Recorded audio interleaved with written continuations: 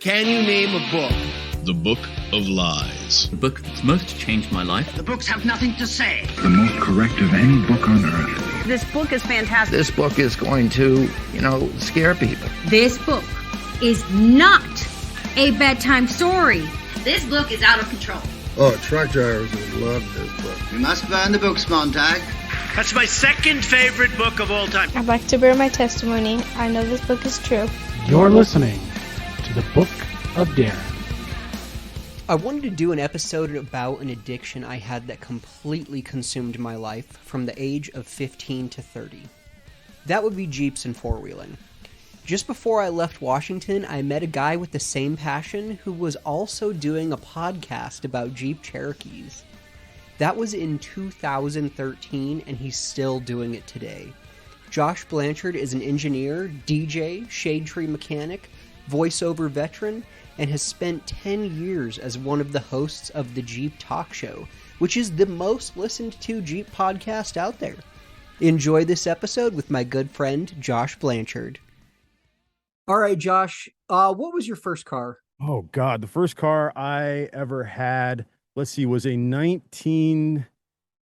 what year was that? It was an old Honda. It was the year after the CVCCs. It was a two-door Accord. 1980, 79, 80, somewhere around there, maybe an 81, two-door Accord, that I jumped it over a set of railroad tracks once, just beat the living, what out of that car. I even drove it when the transmission was broken. The second gear, I think, went out. So you had to start it in first and then slam it up into third. It's automatic, 3-speed automatic Honda transmission. The Honda-matic, I think is what they called that. And I rode that thing until, I think I got 300,000 miles out of that dang thing. Do you miss the car?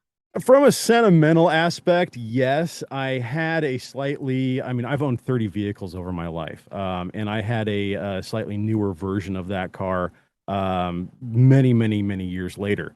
And it wasn't the same at all. So I don't know if it was first car, type of love, And to be honest, it wasn't like my dream car or anything. It was the car I could afford. Right. It was, hey, Hondas last forever. And so, okay, they got a good reputation and I can afford this. So here we go.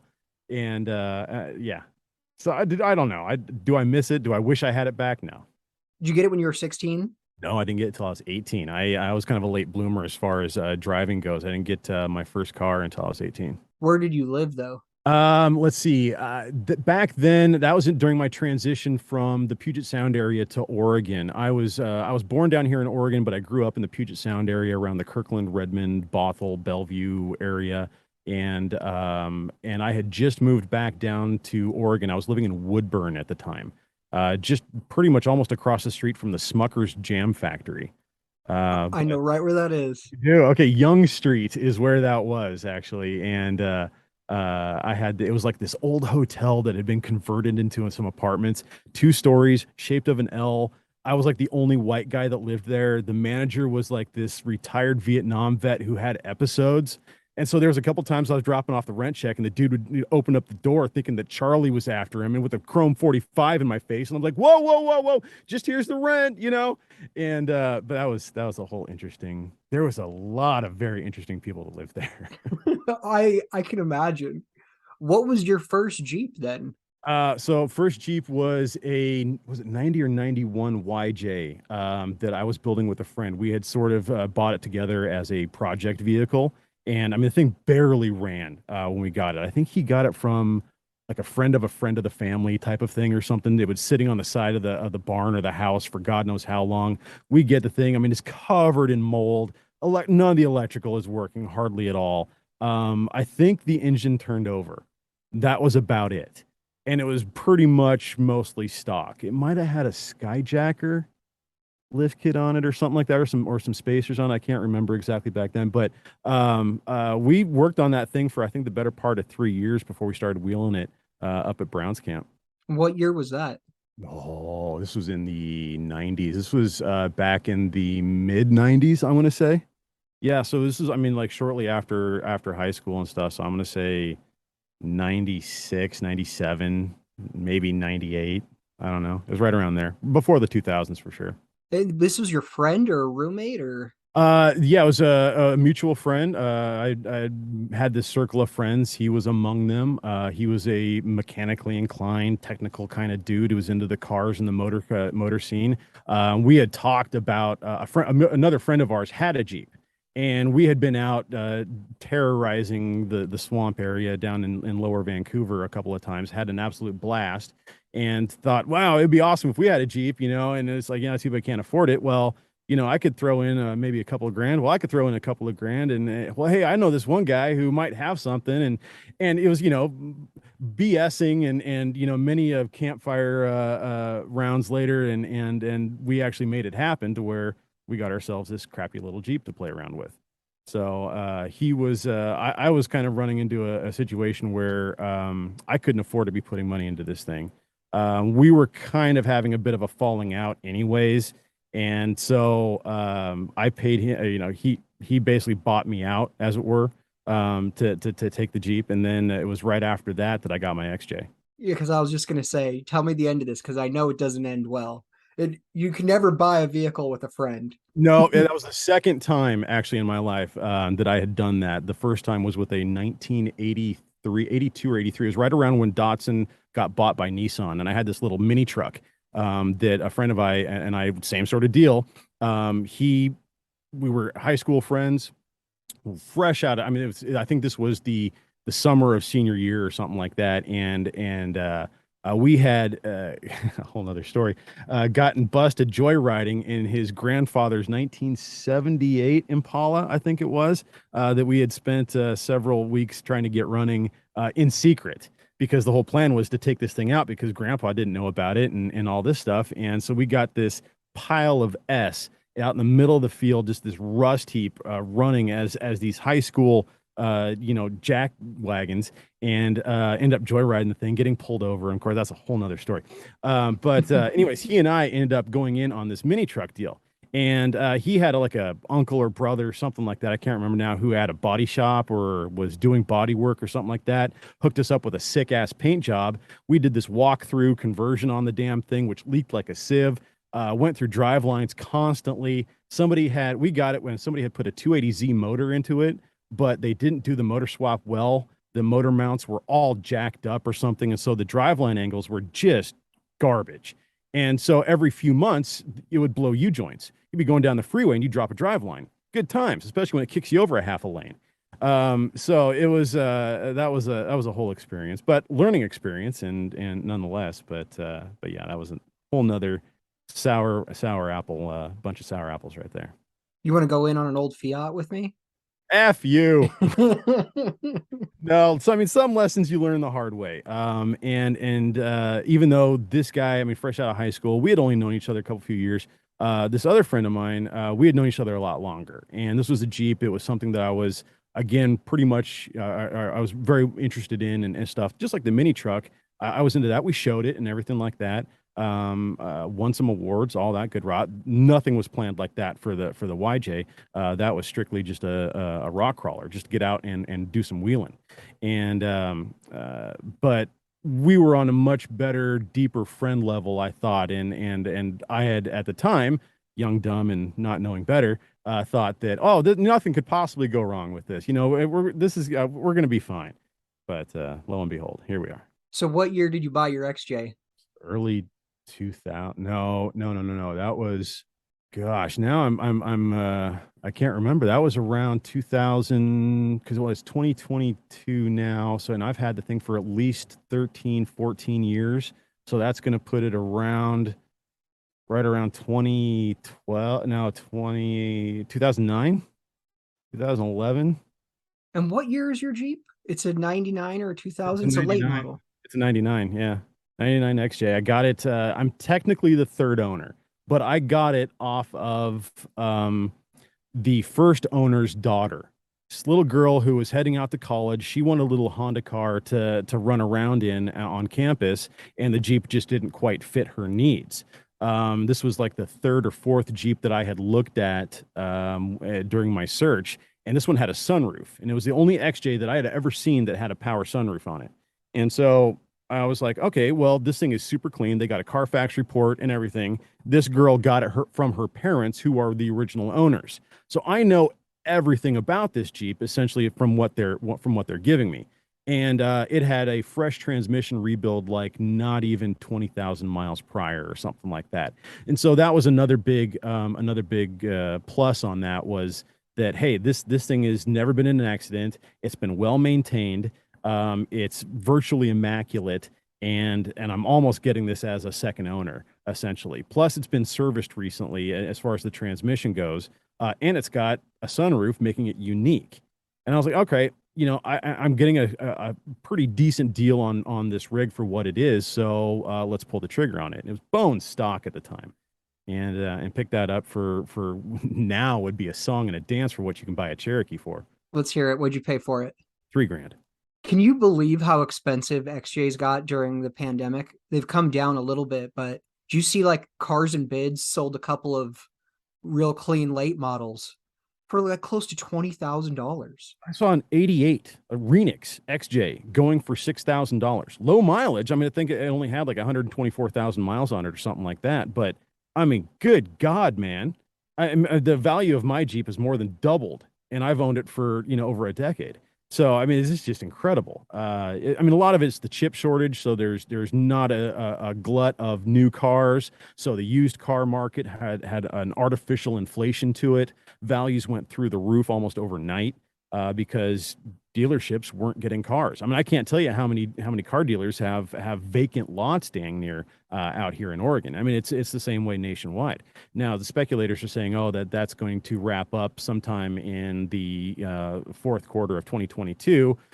They were saying it shouldn't even go past the second quarter of 2022, and here we are. You still see dealerships that are having a hard time. People talking about 6 to 9 month waiting times on new vehicles for custom orders and stuff like that. It's ridiculous. And so I can project the used car market value not coming down, and certainly not as sharp as it went up for probably at least another year. Oh yeah, I drive past this Ford dealership almost every day, and it used to be filled the front edge with brand new trucks, and now it's used trucks of other brands that are in the front row of the Ford dealership. I just think that's hilarious.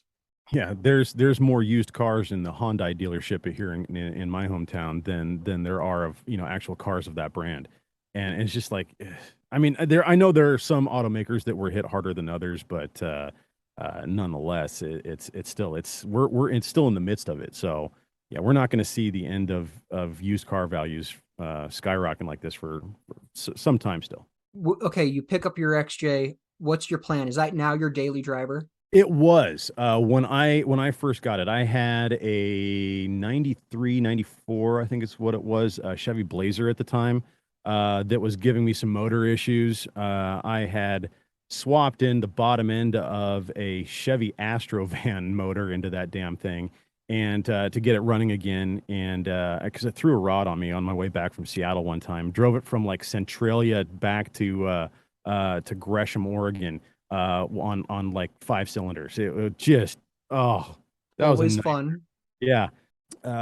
Sold that thing, bought the XJ. It was my daily driver. My plan was, okay, I'm gonna put a mild lift kit on it, 31s, outfit it with some accessories and stuff, roof rack and CB and yada yada yada, so on and so forth.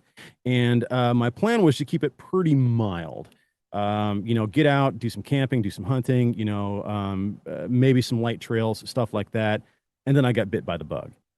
And just about anybody who starts a Jeep build who doesn't intend to go rock crawling will eventually get to rock crawling. And that's the sort of the path that I took. Went from mild to wild very quickly.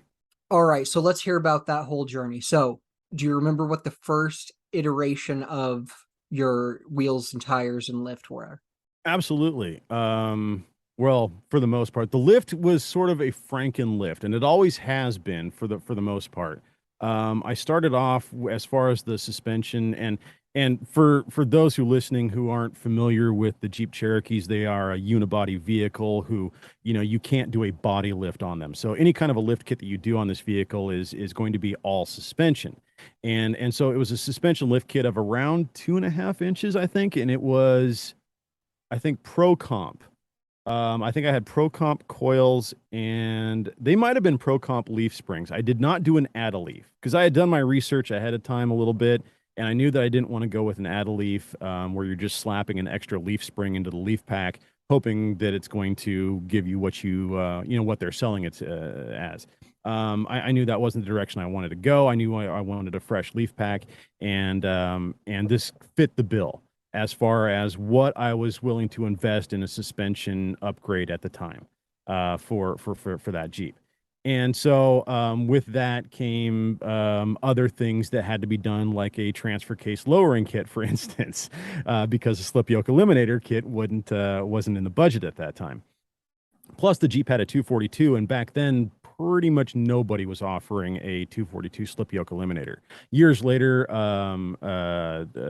Tom Woods, famous for his drive shafts, made it available a 242 slip yoke eliminator for that transfer case, which is both a full-time and a part-time all-wheel drive transfer case, meaning you can have... Yeah, there weren't a lot of parts made for that back in the day. No, not a whole lot of aftermarket. The 231, the other transfer case made by New Venture and New Process or New Venture, depending on the year, was it the NV or the MP 231 was the other transfer case, which had a ton of aftermarket support.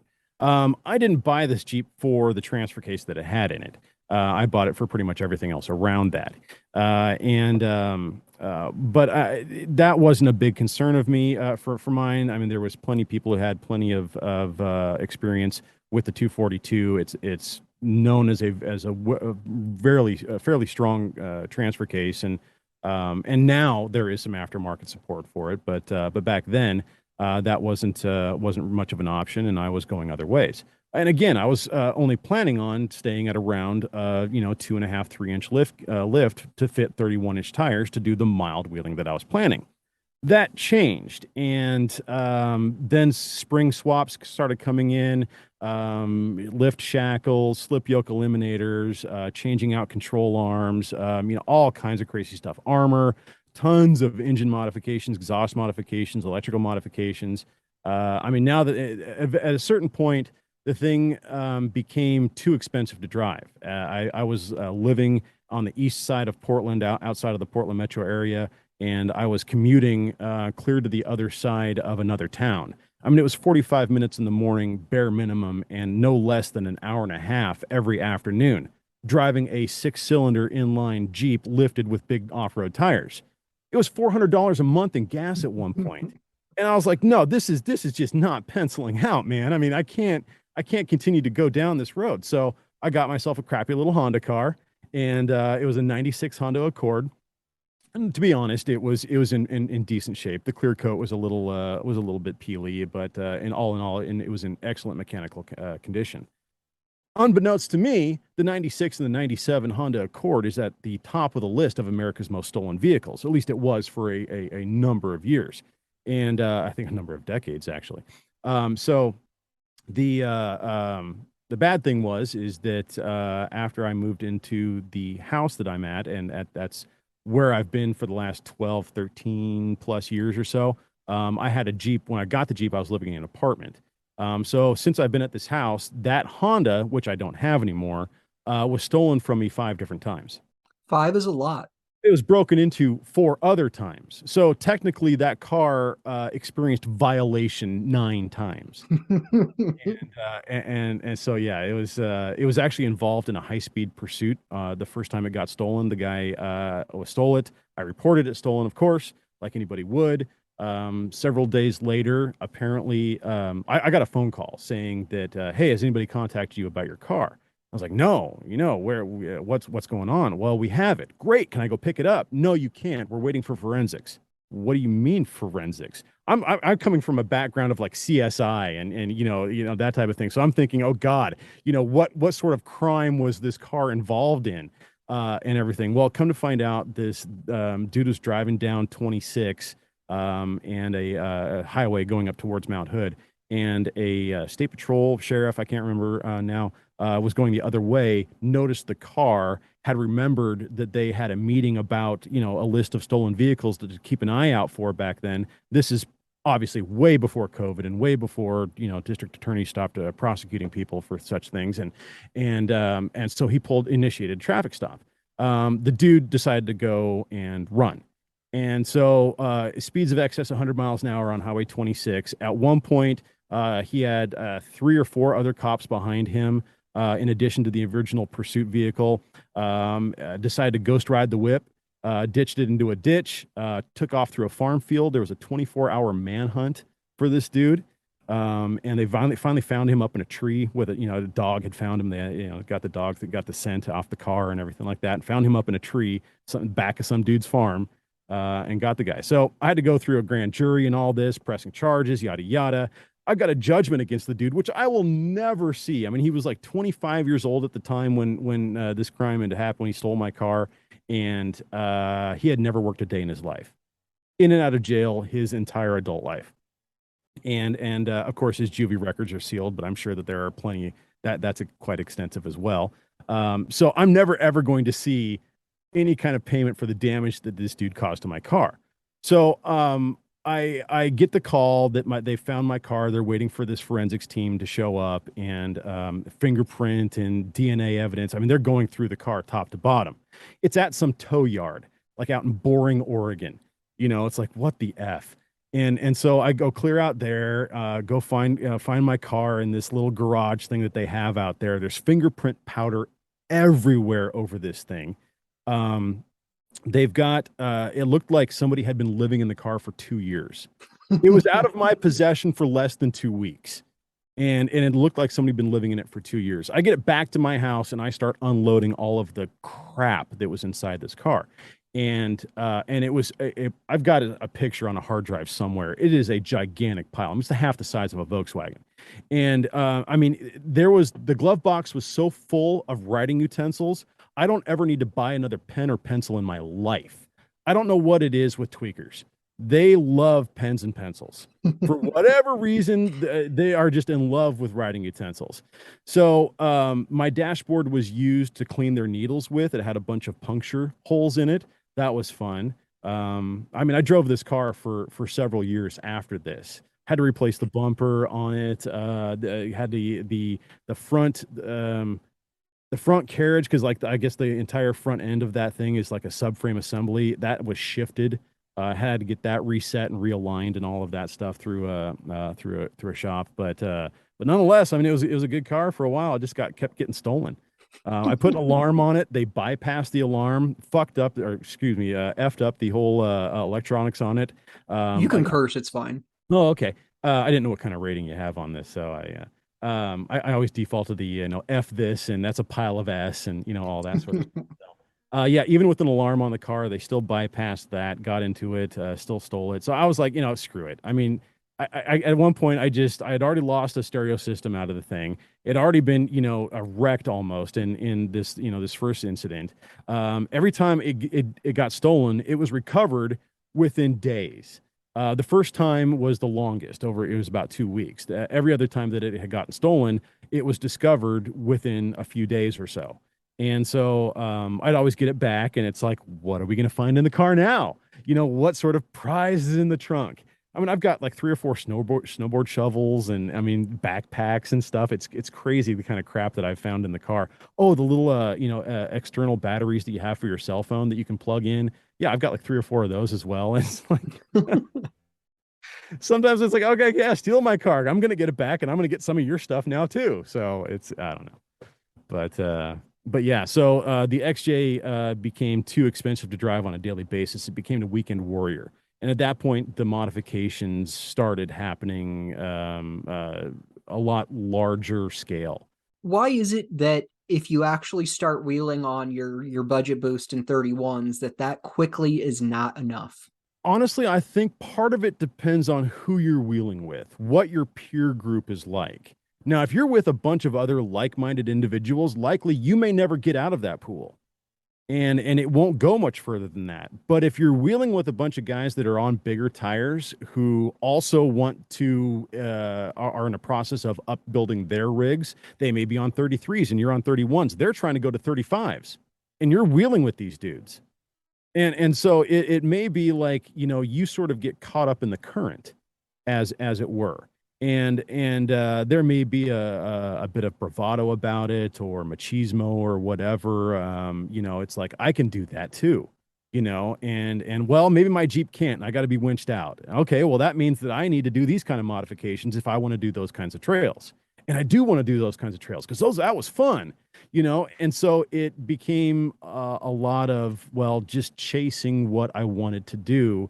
And the vehicle that I was building at first was not capable of doing that kind of level of wheeling. And so it became very evident very quickly that I needed to change my approach to this build. Because you found a group of Cherokee guys to wheel with. Unfortunately, I think it was part due to that, and part due to just that I was having so much fun. I was also working in a gig to where I was making some pretty good money, and I was able to afford the kind of modifications that I was making. So a lot of it was just sort of, it was not only feasible, practical, but also affordable. In that sense. So why not? This is my hobby. This is what I'm doing. I have this passion for it. I enjoy this. There's this group of peers and people who I've surrounded myself with who are also doing all the same stuff, and who I can help, which I've always enjoyed helping people, and who can help me as well.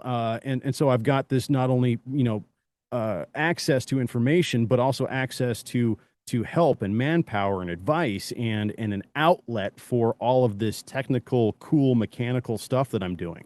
And that's how we met. So Josh and I met in that club, and it was a truly great organization. And I met a lot of really, really great people in there. Most of whom I'm still friends with today, on varying levels. Yeah, I was going to say, I've got several people who I am still in contact, who I consider close friends, still to this day, that are from that North American XJ Association, or NAXJA, as we used to call it. Absolutely. And interestingly, both you and I were the president of the Northwest chapter of that. And what was your experience like as president, Josh? Not on par with what my expectations were. I don't come from a background of political science. I never took those classes. I'm not one who followed politics that much. In fact, if anything, I was more anti-establishmentarianism and almost borderline anarchist for a big part of my life than somebody who would fall in line with political structure. And so, but again, this was something that I was passionate about, and that I thought that I could I not only gain benefit of, but also help out and make better. And it just so happened, I think, that I was voted in on the 10-year anniversary of the Northwest chapter of the North American XJ Association as president, and that was over Oregon, Washington, Idaho, and Montana. I think part of British Columbia too, or something like that, was the jurisdiction, if you will, for all of that. And you were the president, I think, the year before I was voted in, right? Yes, I was president the year before you, and then for 2 years before that, I was the treasurer. And it's interesting. It's something I'm glad I did. It is something that I list on my resume. Is it really? I think I might have actually listed that on a resume too, but I haven't. I've had 2 jobs in the last 17, 18 years, so it's not exactly something that has been passed around a lot. But no, and to be honest, I thought it was going to be a lot more streamlined. I thought it was going to be fill in the blanks and do this and get that. And, all I have to do is just, sort of make it through the year and do these sort of things, and everything's going to be good. It turned out to be quite a bit of work. Now, granted, a lot of that work was setting up the Northwest Fest, the big celebration, if you will. The one time a year, the entire Northwest chapter would get together to do a big club run. And we're talking, 10, 15, 20 Jeeps or more, all coming together for one big run. And in years past, this was a big event. So for a 10-year anniversary, I wanted that to be a decade celebration, type of thing, and put a lot of work into that.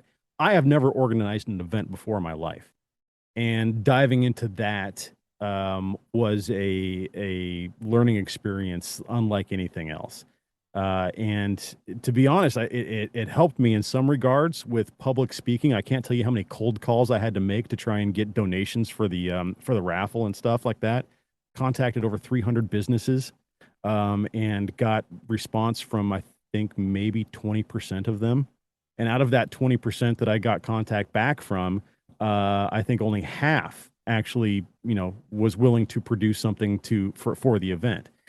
So a lot of dealing with rejection as well, if you will, learning how to deal with that. So a lot of learning experiences in being president of a Jeep club that you wouldn't otherwise expect to get the kind of life experiences of in something like that. Definitely. When I look back on it, I think it absolutely was a ton of work. Northwest Fest was ridiculous. I had to go through this insane permitting process that my event didn't even really fit the permitting process I had to do because it was geared towards like spectators. And so it's like, well, are your spectators going to be blocking trails? Are your spectators going to be blocking roads? It's like, I don't have any spectators, bro. So I don't know what that's about. And it always came right down to the wire whenever you're dealing with any sort of government thing. So it's like, I have people driving there and I'm not sure if my permit is finalized yet. That's funny because because I found out in the 11th hour that we needed a permit, for this. And so it was scramble, trying to get something in line and get that set up. And I think it was the same thing. It was like the week of the event, things were just falling into place.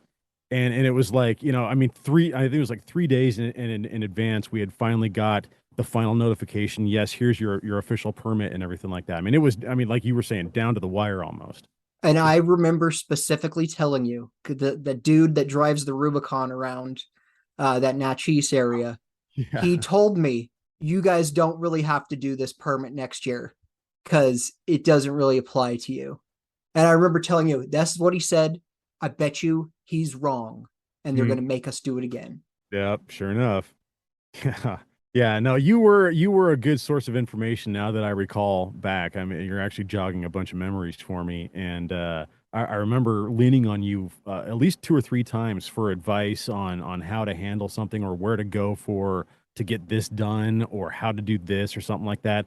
Only because you had done it before. You'd been there. You had, and I don't know prior if you had any event planning experience before your stint with Northwest Fest and presidency in Northwest chapter of NAXJA. No, and I was like 26 years old. Yeah. But planning events and organizing things and putting stuff together, it seemed like the harder I worked on stuff, it was just thankless, but there would always be criticism. Oh, so it would be so-and-so feels left out because they're not included. You didn't specifically go up and talk to so-and-so. I brought them there and you embarrassed me in front of them by not talking to them. Or it really, putting together a hoodie order, and someone who I thought was like a good friend of mine was like, nice. There's no way I'm paying in advance. Like, I don't trust you to do this order. And I'm like, dude, it's $40. You don't trust me for $40. I'm like, I thought we were friends and I'm putting this order together. I'm not making a profit on this. I'm doing this for the club. Yeah. The harder you worked, the more criticism you would receive. Well, the criticism was there was plenty to go around. When you did something wrong, there was a never-ending line of people there to show up to tell you just how much you screwed up. But when you got something right and you really knocked it out of the park, you were the only one who was celebrating. Yes. And it was like, but you don't understand but I did this. Crickets. But you don't talk to somebody and you never hear the end of it. And it's the worst thing that you ever did. And it was, the merchandise thing was a whole nother, it was fun, but at the same time, nerve wracking because it was both creative in the sense that when everything came to fruition, here was this stuff with logos and images and things that it took several people to come together to create. And here we are finally and have this thing that is tangible to represent all this work that we did. Yeah, it was a effing nightmare to get here, but finally, here's some hoodies we can sell. But yeah, that was a whole nother learning experience and aspect to that. Would I do it all over again is a question that I have asked myself over and over again. And I don't have a passion for the club like I used to. In fact, I haven't had any association with the North American XJ Association in probably 5 or 6 years or more. That being said, I still have friends who I met through that club who also have not had any association with the North American XJ Association since I left. There was I don't know if it was just sort of the age of Facebook coming together or other forms of social media. Forums were sort of dying out. I have this topic specifically on my list I wanted to bring up. The death of the automotive forum. And Naxia didn't just disappear. Most of those people still have Jeeps or wheel or hang out. It is just that, and I think it's Facebook. Facebook, you could just easily talk to people on there. Everyone's already on it. So if I'm already on this, so I can just click that button over here, and now I'm in a room of guys that want to talk about Jeeps. Well, then you have Facebook Marketplace taking over from Craigslist. I have that on here too. So it's like your one-stop shop. So yeah, I mean, it essentially was the death of automotive forums, but I don't think it was Facebook exclusively. There was, it was the same company who ended up, I think, buying Four Wheel Parts. There was a company that came around and bought a bunch of forums. Yes. And it was a big, like, auto parts conglomerate or something like that. And Pirate was like the first one to go. Yeah. And that one, I mean, in Pirate 4x4, Black Flag and everything, dude. I mean, that was like the rebel of the group. And you would think that, oh God, they sold out? How the F did that happen? And then it was a domino effect after that. And it was one forum after another started falling off or becoming overly commercialized. So all of a sudden it was no longer a place that you could go for reliably for information. Sure, that was still there, but you had to sift through all these different ads and everything to get to it.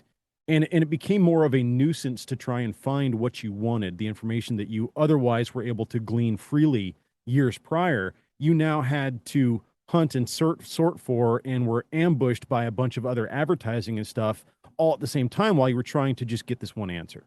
Yeah, not to mention Photo Bucket a few years ago. Yeah, and you had these well-established photo hosting sites that were critical to forum operations, especially anybody who took pride in the kind of posts that they would produce. And I was one of those people. I would write technical articles and write-ups of how to do these sort of things, lots of pictures and all of that, all hosted by these long established photo hosting sites that had always historically been free. And it's like, well, we'll give you some space and you can upload some pictures, and then we'll, keep those pictures safe and in this one spot so that they can be used by all these other websites or forums, if you will, without problems or you having to have your own server or, things like that. And then all of a sudden, well, we're actually going to start charging you for that space that you for the last 10 years have had for free. Well, right, and all 970 of your pictures that you uploaded about your Jeep, we're going to black those images out now until you pay us. Yeah, so that was a giant FU, I think, to a lot of the forum users, and especially people, I don't want to be nickel and dime to death like anybody. I mean, okay, I'll pay $3 a month for your goddamn photo hosting service if you're going to make me do it so that I can continue, because honestly, I don't even know where the hard drive is for some of those photos. So there was a lot of photos that I lost that were from old phones that got swiped or wiped or cleaned or cleared or otherwise never backed up or duplicated. And so a lot of those pictures were just gone into the ether, if you will, because they were hosted and then are no longer accessible. My big problem with Facebook sort of taking over for forums is barrier to entry. If you and I want to go on Naxia and talk about Jeeps, we have to, if we want to comment, we have to create an account. and sign in. And if you truly want to be a member, which most of us did, then you pay $30 a year, I think it was back in the day. Oh, for like jeepforum.com. I think they were a pay to play, if you will, for membership. Because I remember having to get pay the due and get the sticker in the mail and all that. And you got a certain level of account that gave you certain permissions on the website or something like that. Oh yeah, I know what you're talking about. I remember seeing that. But even then, so you have to have taken a couple of steps to be in the discussion in this group. With a Facebook group, there isn't even that, hey, I have to find the room where all the guys are talking about Jeeps. Facebook will just give that to you. You might like this group and this group and this group. And it's not organized well, so you always get like, what size tire can I fit on my TJ without a lift kit? Just every single day, all day. Facebook groups tend to be dumb. And I don't want, that sounds really mean. No, you're right. But they were far less technical than what we found in the forums. The forums seem to be, if somebody asked you that question about, well, my stock TJ, I want to put some larger tires on. It seems like I can fit larger. What can I do?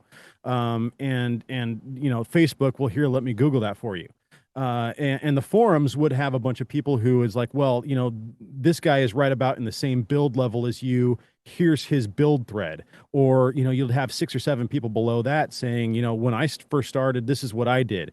And all, it was very technically, you would have the asshats every now and again that would chime in with a BS response or belittle somebody or whatnot. But for the most part, 9 out of 10 times, you would get what you were looking for on a technical aspect, and you would get that technical response. You wouldn't get inundated with 25 pictures of TJs with tires on, with different lifts and different tires. And it's like, well, how the hell is that supposed to help me?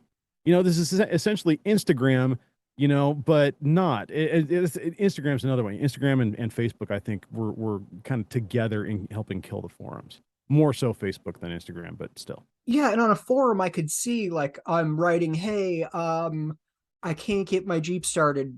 This is what's going on, and this is what's going on. And then you could see old man chime in, and oh, he has 3,400 posts, and he's very well respected in here. So with Facebook, there isn't that. I don't know if Bill Johnson, who just commented on my no start thing, is a 40-year mechanic at Chrysler dealerships, or if he has no idea what he's talking about and taking a wild guess. Yeah. Yeah, and for those who spent any amount of regular time or a block of time in the forums, and who were active within them, you got to sort of know the community a little bit, and you would know that there was probably 2 or 3 guys that were always had the best answers. These guys had tons of experience, decades and decades, if not professional experience behind all of that, and whose advice was always crystal clear, right on point, and it was exactly what you were looking for. And on Facebook, like you were saying, you have no idea what you're getting. You could be talking about, well, I'm getting a little bit of smoke out the tailpipe. Somebody's going to tell you to pour bleach in your block, or something like that. And, oh, okay, I'll just go ahead and put some bleach in there. And it's like, no, you're not going to be getting the kind of advice that you would have gotten years prior back on the forums, because it's Facebook. It's a social media site, not a technical gathering of like-minded people. Yeah, and if you're in that group, you don't even have to seek that out. You just scroll through your feed and, oh, here's what Josh said on the Facebook Jeep group. I'll just go ahead and chime in on the conversation too. And it's just not organized in a way that you can find anything productive. It's about what's the latest comment. Right. Yeah, and that was the other thing, is forums were very searchable. And now it's all hashtags, and it's like, and you try and search for a technical term through Facebook, and you're just not going to get the kind of response that you would have gotten through a forum. Now, does that mean that I still have a soft spot for forums? No, not necessarily. The times have changed, and the answers that you seek are still out there in the web, and oftentimes through a forum response, an old dead forum response that hasn't been touched or liked or commented on in 7 or 8 years, but the information is still out there. See, and that's why you're dead wrong, Josh. Forums were great because you're saying the information's not there except for, on that forum that's been dead for 8 years. Yeah. Because the things that replaced it can't offer that. No. It doesn't stick around. I miss forums a lot. Anyone listening to this, you have to stop using Facebook and Instagram right away and go back to automotive forums. I they're not entirely dead. They're not. They're certainly still out there. I mean, xjtalk.com is still out there. A site that is dedicated to a vehicle that essentially hasn't been made in over 25 years. And still has a ton of activity, a ton of active threads, and people who daily engage the site. The site traffic certainly isn't at a level of what it used to be. But those sites are still out there. There's still an avenue for advertising revenue and stuff like that, even though the traffic isn't there. There's still forums. There's still forums who advertise. There's still forums who have new users. There's still forums who have good information. Unfortunately, they've been sort of squashed by the breadth of Facebook, the breadth of social media. It's just so big and so active, and people have incorporated it so much into their regular and daily activities that, well, you don't have time for a forum anymore. Yeah, I agree with that. The time that I would have spent on Naxja or Comanche Club, I'm now spending on Twitter. Hey, I have 7 minutes to wait in this line. I'm going to get on my phone. Right. I'm not going to Naxja anymore. You're not going to log into a forum while you have that 5 or 6, 7 minutes while you're waiting in line to scroll through the latest threads or to see if there's a response to one of your latest posts or something like that, which again, you would have had to have sat down and typed out and pulled pictures from photo hosting sites and all these other steps, to create that post. Facebook now and stuff. I mean, now I think there's settings on your camera built in to live post a picture if you take it directly to your photo feed on Facebook or something. I mean, it's almost automatic now, whereas back in the day, forums were a lot more work and still are comparatively to this day. Yeah, at the very tail end of the online forums, a lot of them were trying to push that Tapatalk app. Oh, yeah. And right. It was just terrible. In the beginning, I remember, I'm so excited. I have one app where I can go on all my automotive forums I use. And it never was great. And then people wouldn't turn off that posted from Tapatalk signature that would be on every single post all of a sudden. Ridiculous. Okay. XJ Talk, that website. Without giving me the specific number, can you tell me your high average daily user? What percentage down are you from that today? I would say solidly 30%, if not more. Oh, that's not too bad. No. And that's because the Cherokee has, even after Cash for Clunkers came around, the Cherokee still is one of those go-to vehicles for anybody who is entering into the world of Jeep for their first time. Especially if you need 4 doors. Well, not only that, but if you're on a budget as well, you can't really buy a Wrangler for $3,000 or $4,000 anymore. It might be 4-cylinder without an engine. I mean, 4-cylinder with a rusty frame and no tub or something like that. But I mean, if you wanted a Jeep and you're on a budget and you're 18, 19 years old looking for your first wheeler and you want a Jeep, you're likely going to be getting a Cherokee. And chances are it's probably even going to be bastardized a little bit, possibly have some work already done to it, things like that. So, I mean, that is like the entry level Jeeper right there. There's those people who, they got bar mitzvah money or, they got a big fat tax return or, a rich uncle died and all of a sudden they've got 10 grand to blow on something. They're going to, buy themselves a Wrangler. But there's still those Cherokees out there. I see XJs every single day out on the road. Oh, yeah. And so, there's still an aftermarket for them. And so there's still a lot of support and relevance to a vehicle that, even though it hasn't been made in 25 years, is still, instantly recognizable out on a trail. Do you have any love for the Renix engine management system? No, I really don't. I'm sorry. There are those who say, you know, it had its place in time and everything. All of my experience with the Renix motors have been extremely buggy. That they've had more problems than any other inline six high output ever had. Now, that being said, are they a bad motor? Well, not necessarily. It's still an inline six engine. You can get around some of the management issues with some aftermarket, but you know, would that, should I say, if you're looking at a Jeep for the first time, you've got $1,500 to spend, and you see an XJ that's an early model that has a Renix motor, should you not buy it because it has a Renix management system? No, not necessarily, but just be prepared. You're going to be doing some work over the years. I would tell that person, yeah, don't buy a Renix Jeep. Because it's not like a 92 costs that much more than a 1990. No, you raise a very good point right there, that the cost difference between a high output versus a Renix inline six is not going to be, if anything. I mean, you may even find older Jeeps that are going for more just because of what they have into them or something like that.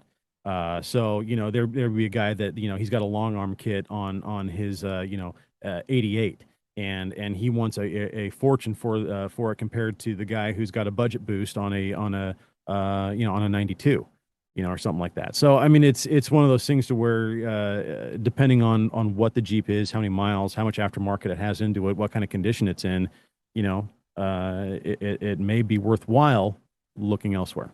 I saw there's a classic car place pretty close to my house. I drive by all the time. And they had like a gold copper colored XJ Wagoneer. Oh, wow. In there. And I was like, I got to see that thing. So I pulled in a couple of days later to check it out. It was beautiful, clean, amazing. It was $14,000. It had the wood grain paneling, and it had the wood grain on it. Double stack headlights. Did it have those? It did have the double stack headlights. Oh, wow. Right on. And it had the nice looking, the Wagoneer, the solid red taillight on it. Those are very rare. I mean, because they didn't make a whole lot of those. I mean, that was right in the transition from well, the Grand Wagoneers were, I think, still being made back then. And so this was the Wagoneer trim on a Cherokee chassis. You know, would they do that for 1 or 2 years, maybe? I think so. And so there wasn't a whole lot of those produced. I mean, that was at the top end of the trim line as well. And so, I mean, maybe a few thousand units. I don't know. I don't have that information in front of me, but it's definitely the cleanest one I ever saw. Yeah. And so if you find one that's that diamond in the rough, yeah, 14 grand. Of course they're going to want a fortune for it, especially if it's super clean. But I was looking at it, beautiful. I absolutely loved it. But the only thing I was thinking was like, I'm not paying 14 grand for a Jeep with a Renix motor. No. If I'm going to spend 14 grand on a Jeep, I'm going to get some beat up LJ that I can resurrect or something like that. All right. So let's make some enemies. I want you to rank the Wranglers, number 1 to number 5. So Wranglers, we're starting with the YJ here. YJ to JL. You can't call anything else out. We're not going into submodels. No, sure. YJ, TJ, JK, JL. I would go TJ first, and then I would go YJ, and then I would go JL and then JK. No, I'm sorry. Yeah, JL and then JK. Yeah, JK is going to be at the bottom of my list. I agree. I would swap the JL and the YJ though. I'm giving the YJ some negative points because the first gen, if you want to call it YJ, that had the 4.2 with the computer controlled carburetor. Yeah, that absolutely hated any kind of off-camera situation whatsoever. Yes, but I've got a love for the older Jeeps, the CJs. I love CJ7s and to some extent CJ5 in the wide track CJs. I just the old metal Jeeps I have a soft spot for. look, I come from my grandfather owned a Jeep dealership when I was knee high to a grasshopper. One of my earliest memories, anything automotive related, was sitting on his lap driving a Grand Wagoneer as we went up to Mount Hood. So I've had a Jeep bug in me. I've had Jeep blood in me since I was, I mean, before I could speak almost. So I love the heritage and the older Jeeps. And so the YJ is essentially a modernized CJ. Did it have its issues? You betcha. That 4.2 was with the carburetor was not awesome. But nonetheless, I still swear by leaf springs. I think that they're not a dead suspension. I've seen YJs outflex TJs that had similar lift heights and tire size and stuff like that. And so they're also a simpler Jeep.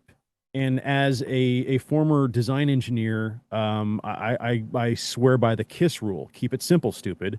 And so comparing the JL to the YJ, completely two different Jeeps, 110%. Oh, yeah.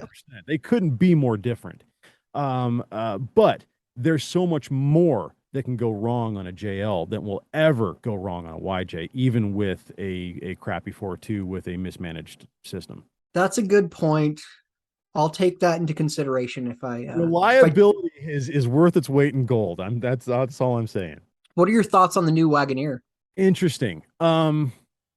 Its design aspects, I was a little disappointed to not see the kind of retro throwback design that we saw in some of the Mopar muscle cars, like the Challenger and the Charger, namely. They definitely had a retro aspect to the design build that definitely had a big nod of the cap to the same name badges of yesteryear. They didn't do that with the Wagoneers or the Grand Wagoneer, for that matter. You can tell that it is a full-size Jeep. Yes, that is a Wagoneer. Without question, that's a Wagoneer. But it doesn't scream, hey, this has heritage and history. It might as well be a new Suburban or a Yukon or something like that. I mean, it doesn't scream Jeep heritage at all. Now, that being said, does it fill the slot? Does it do what that vehicle was intended to do in the Jeep lineup? Yes, Jeep is trying to compete with high-end, full-sized SUV market, with that market that they otherwise haven't had any vehicle in that segment ever before. And since 1990, was it the last year of the Wagoneer? Yeah, 90 or 91, I think. Yeah, somewhere right around there. So they've been missing out on multi-million, if not billion-dollar segment in that they could have had something in that lineup. So they're fulfilling that need, that vacuum, if you will. That Jeep needs to compete. They've become a global entity, even despite having multiple parents, parent companies over the years. Daimler Chrysler, then Fiat, and now it was PSA Auto Group, owned by Peugeot primarily. But so now it's a French automaker who owns Jeep. Now Stellantis is the parent company for Jeep. So many different parent companies. Jeep has always been, Jeep and Ram for that matter, been the money makers. They're the ones who have carried that parent company through. And so with that, you've got a ton of now new electro goodies and tons of convenience features. The Macintosh audio systems they threw in there, like 27 speaker system or something like that. I mean, it's ridiculous. 1,000 watt plus, I think, like 1,400 watt system or something like that. And those things. I mean, coming from a guy who spent a decade in car audio, that is huge. They've got like 37 linear inches of screen in those damn things or something like that. I mean, it's just ridiculous the amount of technology that is going into these. But that's what Jeep is trying to do. They're trying to compete with the Cadillac Escalade. They're trying to compete with the even the luxury level of a Range Rover, for that matter. GM has a huge luxury segment. Ford has a huge luxury segment in their full size. Jeep just doesn't have anything with that. Now they do. Now they can compete. This is brand new, though. This is uncharted territory for this automaker, Because remember, the last time that there was a full-size Jeep on the market, we were just coming out of a Kaiser ownership almost. You know, it was Chrysler who was essentially making those. Well, Chrysler is all but gone now. And now you have a French automaker who is essentially designing the vehicles, formerly Italian. And so you've got all this mismatch heritage in your design department, doesn't have any throwback at all to what the original automaker had on the road before. And so you've got this conglomeration of French and Italian technology in an American vehicle that is competing on a luxury level. And so they've got to knock it out of the park. Will they? I don't know. Is this going to be the vehicle that can do it? I don't know. Now, they're talking about reclassifying dealerships. And so that the Wagoneer line may become a whole separate kind of dealer. I think that's stupid. I do too, to a certain extent. Now, if you've got a dealership in Vail, Colorado, or something like that, or in Hollywood, or something like that, I mean, where the money is, it makes sense. On a demographic scale, you got like a DJ, know your audience. And so if you are in a demographic to where that dealership can sort of split cells like that and expand over to having a Wagoneer only dealer, and this is going to be very high end showrooms. You know, you almost have to be qualified just to walk through the door type of thing. Well, the Grand Wagoneer, you can option it up to like 140, right? Yeah, I priced one out through the Jeep Builder configurator that they have at Jeep.com, and I got it up to $112,000 at one point in time, and that was just with me screwing around. You know, so it was, you can definitely get up there. Now they've got the new Hurricane engine, I think is what it is, the new twin turbo inline six that's capable. I'm excited about that engine. Me too. But so they're talking about, there's a lot of things going on with the Grand Wagoneer. Are they going to have like a new performance end it's going to have this engine in it? Well, why would you put a inline six engine into such a full-size vehicle? Well, because it can produce over 500 horsepower and 500 pound-feet of torque. That's why. And so with those kind of numbers, it makes sense, but it's going to be a smaller engine in a bigger vehicle. Is that going to still appeal to people? You know, that's a big question. We're on the precipice of the death of the V8 right now. And so you see that Dodge has already made a call that the Challenger and Charger, their Hellcat line essentially is coming to an end. And so that means the SRT line may be coming to an end. Or they're going to have to make a shift using this Hurricane motor and try and upsell that to a crowd that was formerly fans of a 700 horsepower gasoline chugging V8. I think Ford's done a pretty good job getting pickup truck buyers to check the box for the twin turbo V6 over the V8. Well, I think a lot of that has to do with the success of the EcoBoost engine that they put in their 2012 F-150. So you've got, 10 years, you got a decade of established, hey, this little engine can do amazing things. When you have a full-size truck that can get 20, 30 miles to the gallon almost, and can maintain teen level MPGs while towing, even, that is super impressive technology from a 2012 entry-level full-size pickup. So without having to get into big diesel and big torque and big trim levels and 3/4 ton, full ton trucks and everything like that, now you have this vehicle that can just out tow the piss out of anybody on a miles per gallon level. That has a massive impact to the truck buying market. Fast forward 10 years, well, here's a full size truck with a V6 in it. Okay, well, if Ford can do it, so I'm going to go ahead and make that purchase because they've got now that history, if you will, that reputation. I agree with you about the Grand Wagoneer.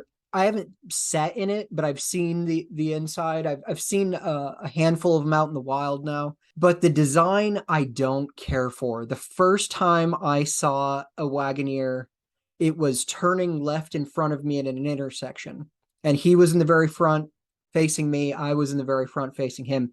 And I thought that is a new Grand Cherokee L, the long one. Yeah. And then as it turned in front of me and I saw the side of it, I was like, oh, holy shit, that's the new Wagoneer. That's not the Grand Cherokee. And the fact that as a Jeep aficionado, I looked at that from 60 feet and thought it was the Grand Cherokee I'm saying you screwed up. I agree. Jeep sort of took this squinty-eyed grill design and ran with it, and I think that was the wrong direction. Now they have separated that out from the Wrangler, which is sort of its own creation unto itself. There's no other Jeep in the lineup that is like the Wrangler, especially from a grill standpoint. But obviously they couldn't. And they tried. They couldn't go against those 80 years of heritage, 75 plus years of heritage that you had 2 round headlights and a 7-slot grill, and every other Jeep in the lineup has deviated from that now. Now you've still got a 7-slot grill to some extent, but the headlights have gone very weird. The grill designs have gone very weird. These swooped hood lines and everything. They aren't very reminiscent of Jeep. We saw a lot of concept ideas before the Wagoneer was revealed, and there was a lot of concept designs out there, artist illustrations, what people thought the Wagoneer was going to look like. Each and every one of the conceptual designs knocked it out of the park compared to what the actual production model looks like. Without any heritage, without any throwback at all, not hardly a nod at all to the old Wagoneer, other than maybe a little bit of a squaring of the front grille, a little bit on the hood line. And we're talking just barely enough. That's about it. There's nothing else that would distinguish that to make it look like it used to be, or it had any sort of design inspiration from the Wagoneers, the Grand Wagoneers of the past. And I think that was a huge failure on Jeep's part. It is, and there are all these retro cars that have come back, and many manufacturers have done an amazing job. I mean, like when Toyota brought back the FJ Cruiser. Oh yeah, people loved that. Ford just recently brought back the Bronco. Oh wow, knocked it out of the park. This is amazing. Jeep does it with the Grand Wagoneer, and it's like boring. Well, and go back 20 years, and you look at, what Ford did with the Mustang, what Dodge did with, what Mopar did with their muscle cars and stuff like that. All of the muscle car segment all took that design cue and had that throwback design a little bit of a nod to the cap of what those cars used to be back in the day, and took that retro design and incorporated that into a much more modern design, which arguably worked very, very well. I think the Mustangs and the Chargers and the Challengers have all done exceptionally well, including the Camaro for that matter as well. Chevy did an amazing job with the new generation of Camaros. That being said, muscle car following has a similar ilk to what the Jeep following is. It goes back many decades. It has a very hardcore following, people who are true to the vehicles that they own. It is a multi-billion-dollar-a-year industry. Why wouldn't you take a cue from what has worked so many times previously from so many other automakers and use that if you're going to now suddenly come back for the first time in 30 years to the full-sized SUV market? It doesn't make sense to me why they wouldn't have at least a little bit of retro design aspect to it. Yeah, I really wish they would have, especially with like a Rhino grill. If they could have pulled off sort of a modern version of that early Wagoneer, early Jeep pickup Rhino grill, I would go buy one. Do you think there is truth in auto manufacturers will say enthusiasts do not buy new cars? They buy their cars used. Do you think that's true? Yes, to a certain extent. I was talking about some numbers on the podcast recently during our segment This Week in Jeep, where I talk about modern whatever the Jeep news is of the week. And there was a report that was done recently by, I think, Edmunds. I can't remember where the source was now because this was several weeks back. They were talking about the value of Jeeps and how, and this is, I'm going to answer your question kind of focused on the group, niche group of Jeeps, but it will apply elsewhere as well. That most Jeeps are bought used. There is and it broke it down by numbers and everything, and we're talking over multiple states, tens and tens of thousands of people over the course of several years using tracking search results and stuff like that. More people search for a used Jeep than they do for a used Jeep. I mean, for search for a used Jeep more than they search for a new Jeep. So there's some truth to what you were saying in that, well, these vehicles hold their value so much, and they have a reputation, and they have a heritage, and that's not something that you can get from a brand new vehicle per se. This one's been previously loved. You know, it may have some aftermarket goodies on it. It may already be built. You know, we go back to that phrase, built, not bought. A lot of people used to pride themselves on the fact that they built their rig up. They didn't buy it as it sits. You know, the muscle car, the hot rod scene, that happens a lot in those industries, in those circles, just as it does happen here in the Jeep circles as well. So a lot of that, you know, in the sense that you know, they don't buy new, they buy used. I think that transcends both Jeep to muscle car to hot rod even. So you very well predicted another one of the topics I wanted to discuss with you, which was built, not bought. And I find that so interesting in the Jeep world, where there is this, if I go on the Skyjacker website and click the box, order a lift kit, it comes to my house, and I install that lift kit on there. I feel like, hey, I just built this Jeep. This is awesome. But then you go on that run and there's the guy there who's like, oh, you bought parts off the shelf? I built all of my own parts. Oh, you ordered that bumper from JCR? Oh, that's cool. I built mine from scratch. Yeah. And there is that, and it goes, there are many levels to it. There's the guy who took his Jeep to the shop and they do everything for him. And then there's the guy who is smelting the steel to make his own leaf springs. And there is a very wide variety in built, not bought. And there were some things, you know, I've built a few things, but I never really felt like I'm better than you because I built this. I was more like, you know, hey, we're all doing the same thing here. And, you know, I've been poor, so I get it. It's not like, oh, you don't have your own welder. What are you talking about? What do you mean I don't have my welder? I live in a duplex. Yeah, right. What are you talking about? I don't even have a garage. What are you talking about, welder? Yeah. Yeah. Where's your lathe? I don't have a lathe. It's very interesting. And it does seem like it leans towards you do get deeper and deeper, and then you stop buying parts, and then you're only buying tools. Would you agree with that? Yeah, I've got a biased background because I used to work in the automotive industry. I was an automotive electrical technician for 10 years. My living was with my tools. And so I have been adding to my tool collection from a very early age. I mean, I started in that industry when I was 19, I think. And so, I mean, from a teenager, I started buying tools.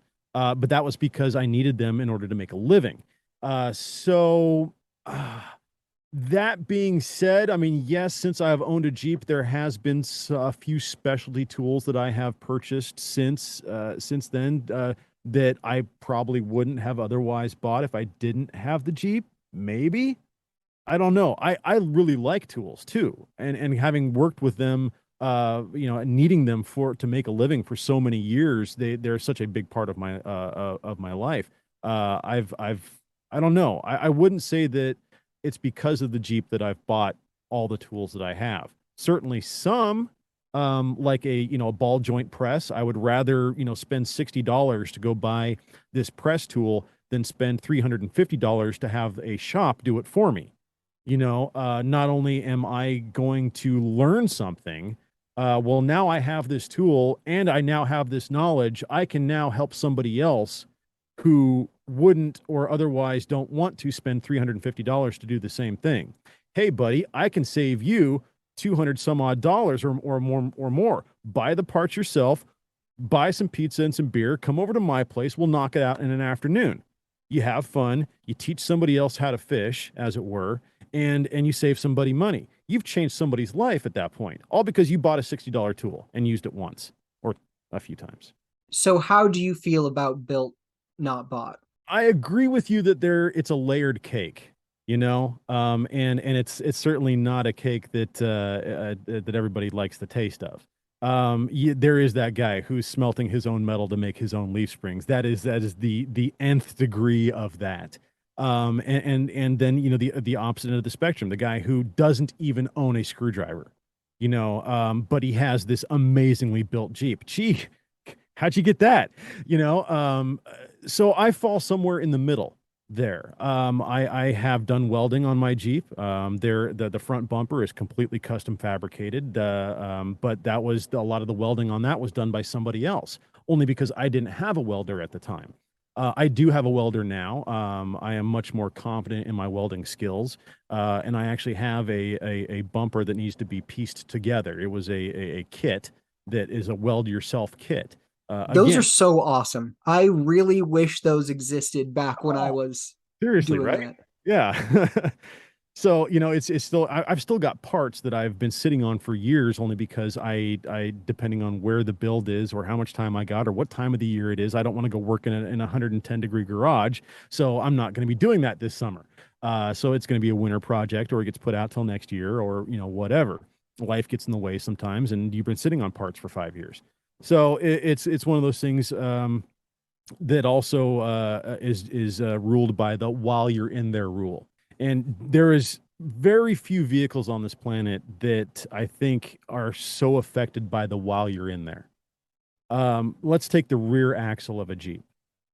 If you were to do something like a rear disc brake conversion, now a lot of Jeeps that were built before 2006 or 2007, I think they have drum brakes in the rear.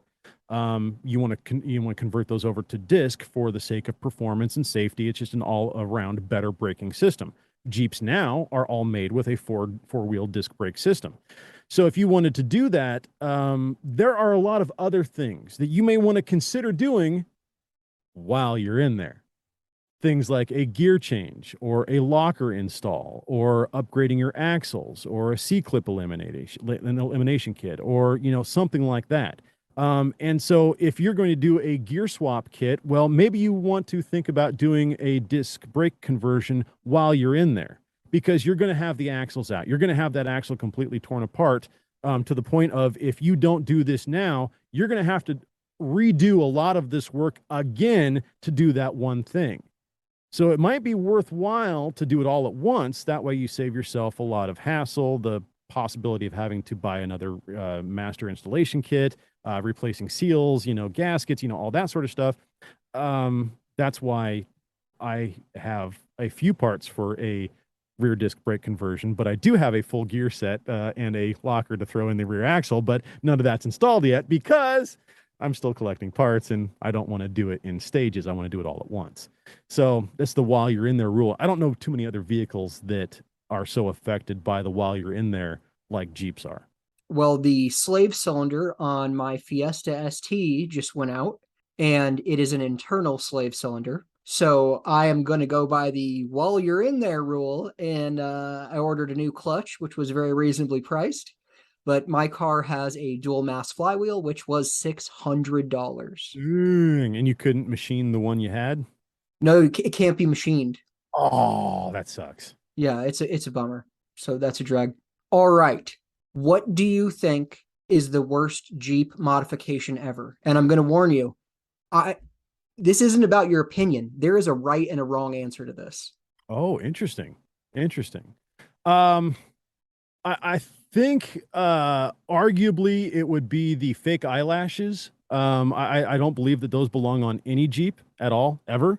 So, you can't call me wrong on that. But from a technical standpoint, if I were to say what is likely one of the most argued modifications that has ever happened in the Jeep world, it would be the shackle reversal kit. And okay.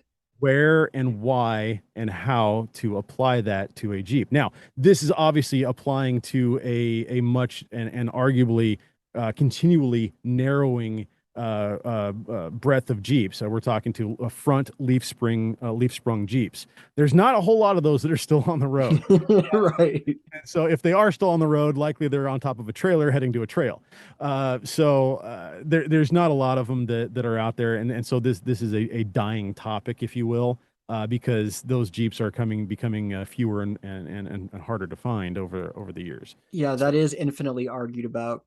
Yeah. What use case there is for that is very interesting. But your eyelashes one, it was definitely on to the right answer, because in my opinion, there is one modification you can do to a Jeep that is completely unacceptable, and that is on JKs and JLs. The grill is plastic, and they replace the iconic Jeep grill with some angry-eyed garbage thing with lines all over the place. They all look really stupid. And I'm going to argue that the one piece of style on a Wrangler is the grill. If I took the grill off of a CJ, a YJ, and a TJ, the average person couldn't tell you the difference between them. Or even it's the only piece of style on the Jeep. Yeah, it is the one thing that makes the Jeep a Jeep. The most instantly recognizable feature on the vehicle. And I was talking about that earlier, the round headlights and the 7-slot grill. Yes. And it is a trademark. It is trademarked. Jeep actually went through litigation for years, multiple lawsuits, with Mahindra. Mahindra is an Indian vehicle manufacturing company that actually had the rights to manufacture, was it the tubs for the Willys back in world, or maybe it was the entire vehicles. They were licensed to manufacture those vehicles during World War I. And I don't know if that license ever actually expired, if there was just some legal mumbo jumbo that allowed them to continue making a Jeep-like vehicle. And for all intents and purposes, it was, but it was off-road only, or for farm use only, and only started being sold here in the United States in the last 10 years, 15 years. Yeah, it was like 6 years ago. It looked exactly like a CJ5. 100%. Yeah. There was some slight differences. You had like a 4-cylinder diesel that made 80 horsepower and 180 foot-pounds of torque. Right. You'll never get up to more than 50 miles per hour in the dang thing. But again, it's not meant to go on the road. It was never, but it has turn signals and headlights and, all that sort of stuff. So, but you're right, from the front end. And that was the big thing. That was the problem, was that Jeep said, you have to change the front end of this vehicle. We don't care about the drivetrain, the tub, the dashboard, the windshield. We don't care where you're getting those parts from, what shape they are, what their dimensions are. This grill can't have 7 slots, and it can't have these headlights spaced like this. And so Jeep won the first lawsuit, and the Mahindra grill changed to almost identical copy of the FJ Cruiser. It still had 7 slots. And so Jeep sued again, and now the grill is completely different. I think it's 9 slots or 5 slots, or so. I don't remember exactly what it is, but they had to change that design because Jeep had for so many years had that 7-slot grill and round headlight. That's their logo, essentially. It's been trademarked, and so it's protected legally, and by design, another vehicle manufacturer can't have a 7-slot grill. You can have one Jeep brand new from the factory throughout its history. What are you taking? Wow. I have recently been toying around with the idea of an FSJ build, a full-size Jeep. I have been toying around with the idea of trying to find like a J10 or a J20. I would probably shit myself if I walk out there tomorrow morning and there's a mint condition J20 sitting in my driveway with a bow on the top. I would probably have a cardiac arrest. So that's just one of those things where it's the history. It's unmistakably a Jeep. It is raw power and strength and everything that the brand stood for at the time. It's but if I don't know, man, I really like the Gladiator that they just came out with as well. The new Gladiator. I hate in stock form, but it begs for aftermarket. And once you massage that Gladiator pickup a little bit, it turns into an amazing vehicle. And I've the rid stock non-Rubicons, they look goofy. They do. There's something to be said about their max tow package. Now, that little pickup truck, for being a mid-size pickup truck, can out tow an F-250 from 20 years ago. I mean, it is incredible the numbers that Jeep was able to produce that vehicle can safely tow and haul. It is absolutely incredible with the max tow package. Now, that is, I don't think you can even get the max tow package with the Rubicon trim. I think that you can only get the max tow package with the Sport and what's the other trim? I forgot. But yeah, so it's not available all through the entire line. So are you taking the J20 or a Gladiator? I'm taking the J20. Good choice. What do you think is the worst Jeep to ever roll off the assembly line? It's gonna be in the car line, in the Jeep car line. And they say, well, Jeep doesn't make cars. They only make SUVs. I disagree. When you start getting into the Compass and Liberty and Patriot lines and stuff like that, I know I'm going to be pissing a lot of people off out there when I say that they're just not Jeeps. I like the first gen Liberty. I like the way that looks a lot. I don't know. They were too plasticky. They were too car-like. There, of course, is virtually no aftermarket support for them. No. Very little, very, very little. They just don't and can't become representative of what the brand really is and what it means and what its heritage, where its heritage comes from. I keep using that word heritage because, Jeep won the war. Your Honda mows my yard. Okay. So, there's no other vehicle that has the kind of bragging rights that Jeep as an automaker does because of its heritage, because of its history.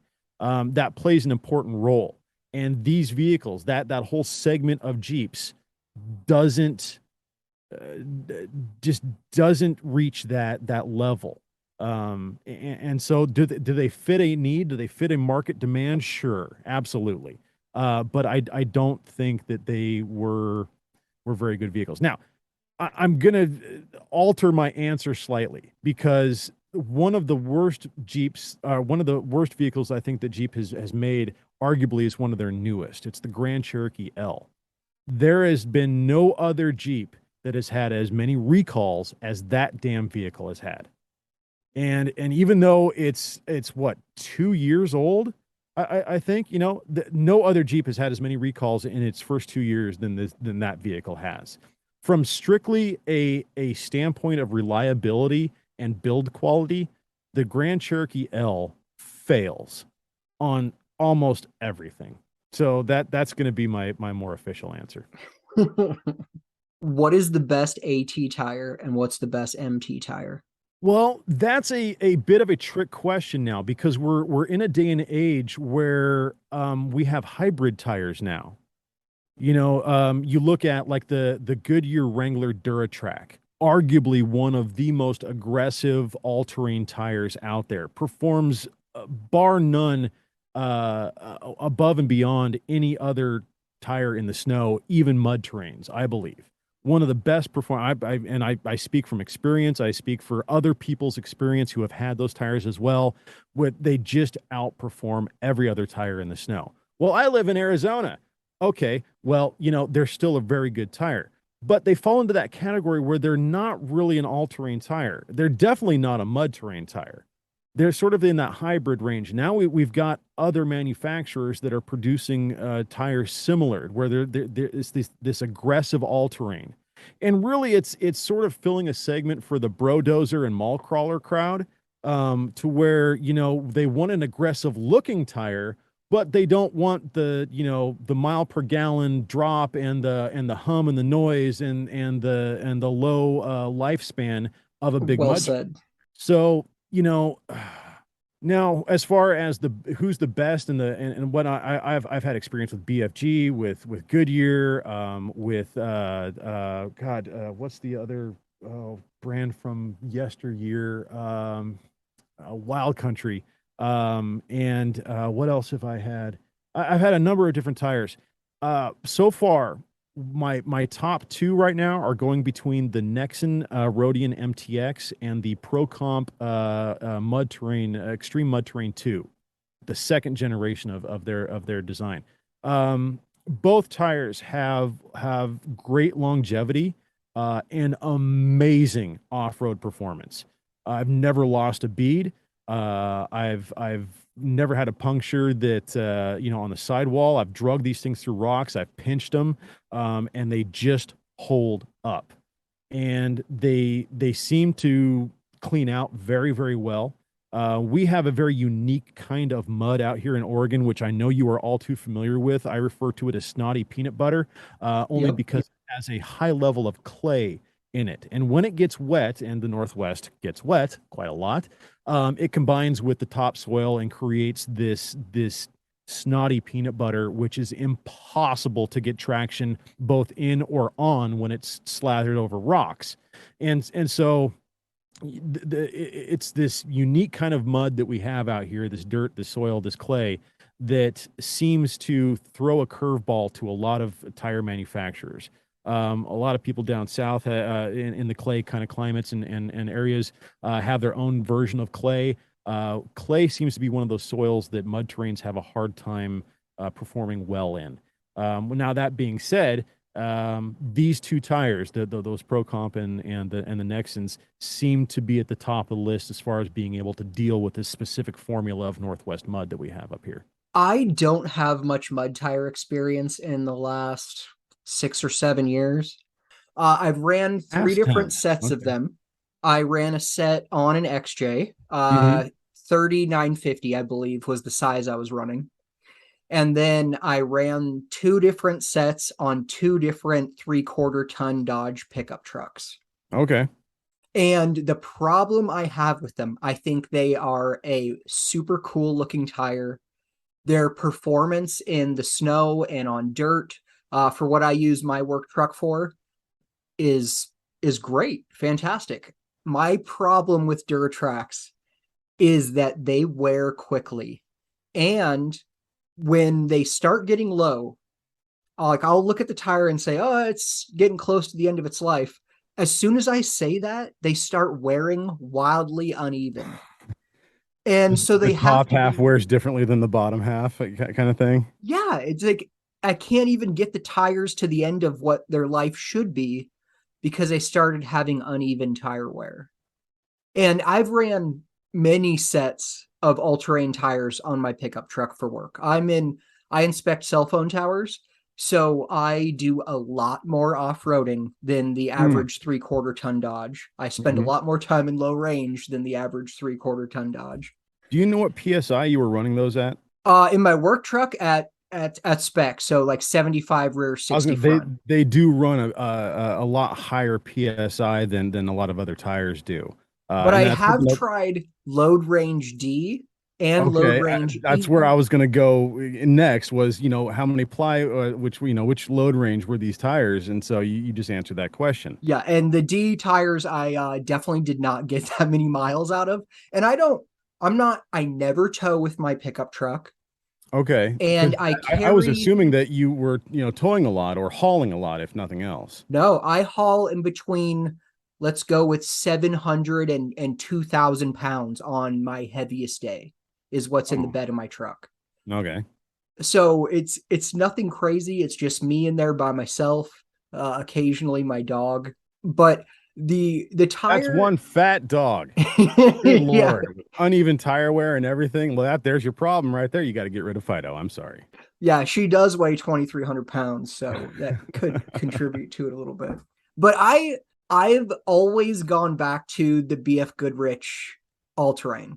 I absolutely love that tire. Tried and true. It is a good tire. And they don't wear out quickly. They last a very long time. The performance in snow, I believe, is very comparable to the Duratrack. How dare you? I'm not going to vehemently disagree, but I'm going to disagree.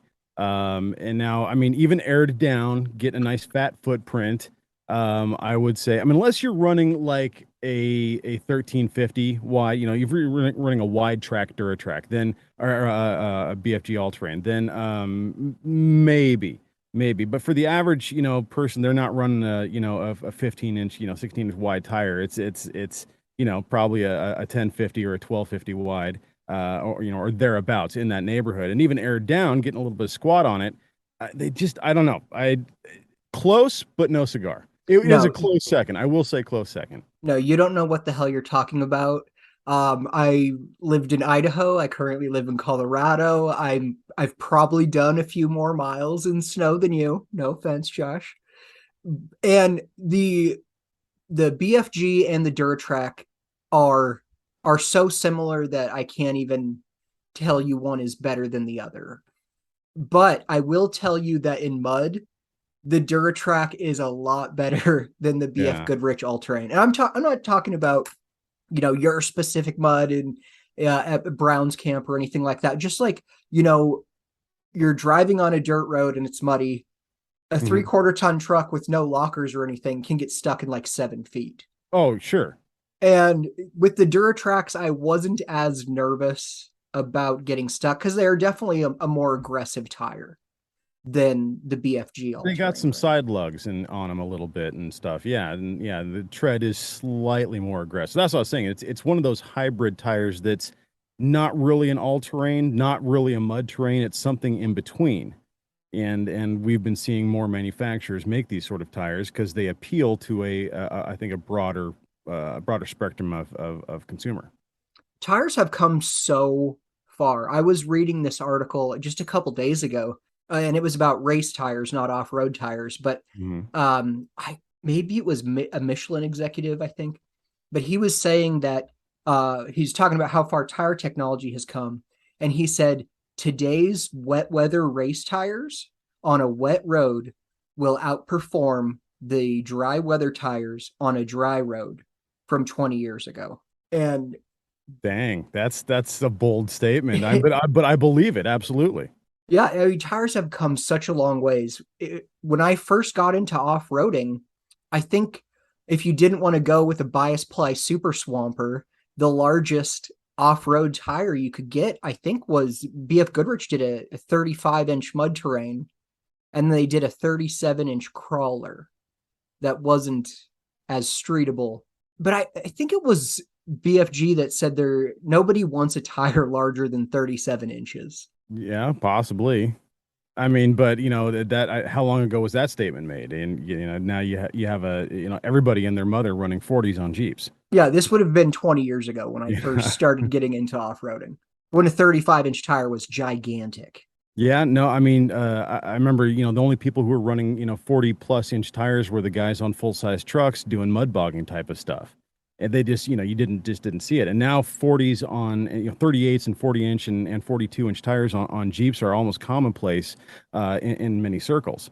That's Dana 60s and all this other stuff. And there's guys that are just pretty much going nuts now. And you see whole groups of these Jeeps, and not one of them has anything less than a Dana 60. Everybody's running, there might be one guy over with a Dana 44, and he's the one who's laughed at, even though it's built to piss and back.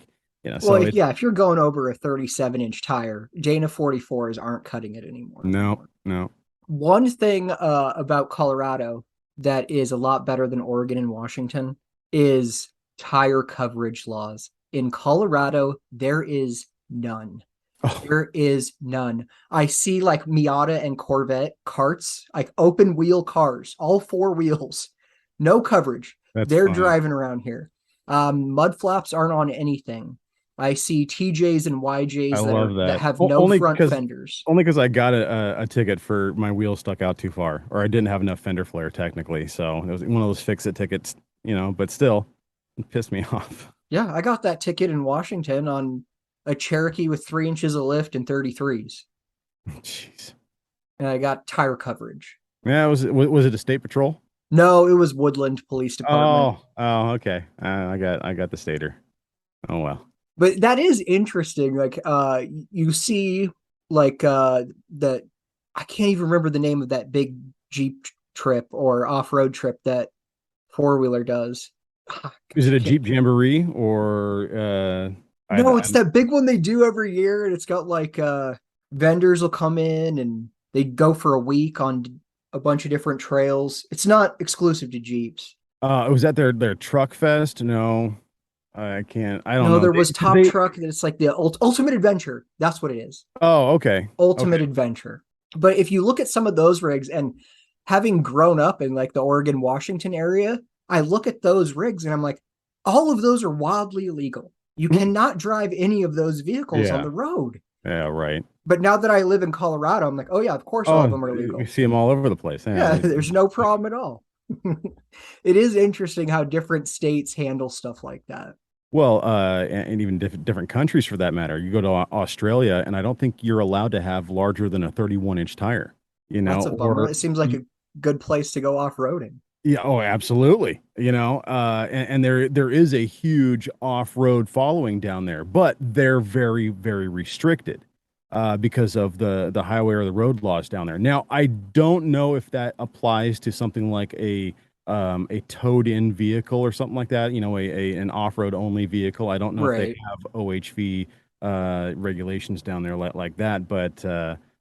Yeah, from what I hear, you know, for a daily driver, you couldn't have anything larger than, you know, with anything larger than a 33-inch tire. The bumper can't be over a certain many inches off the ground. And I mean, very, very strict regulations on lift and tire size and things like that. What a bunch of squares. All right, Josh, why do people develop brand loyalty in the automotive world? Maybe it has something to do with nostalgia or possibly even sentimental value.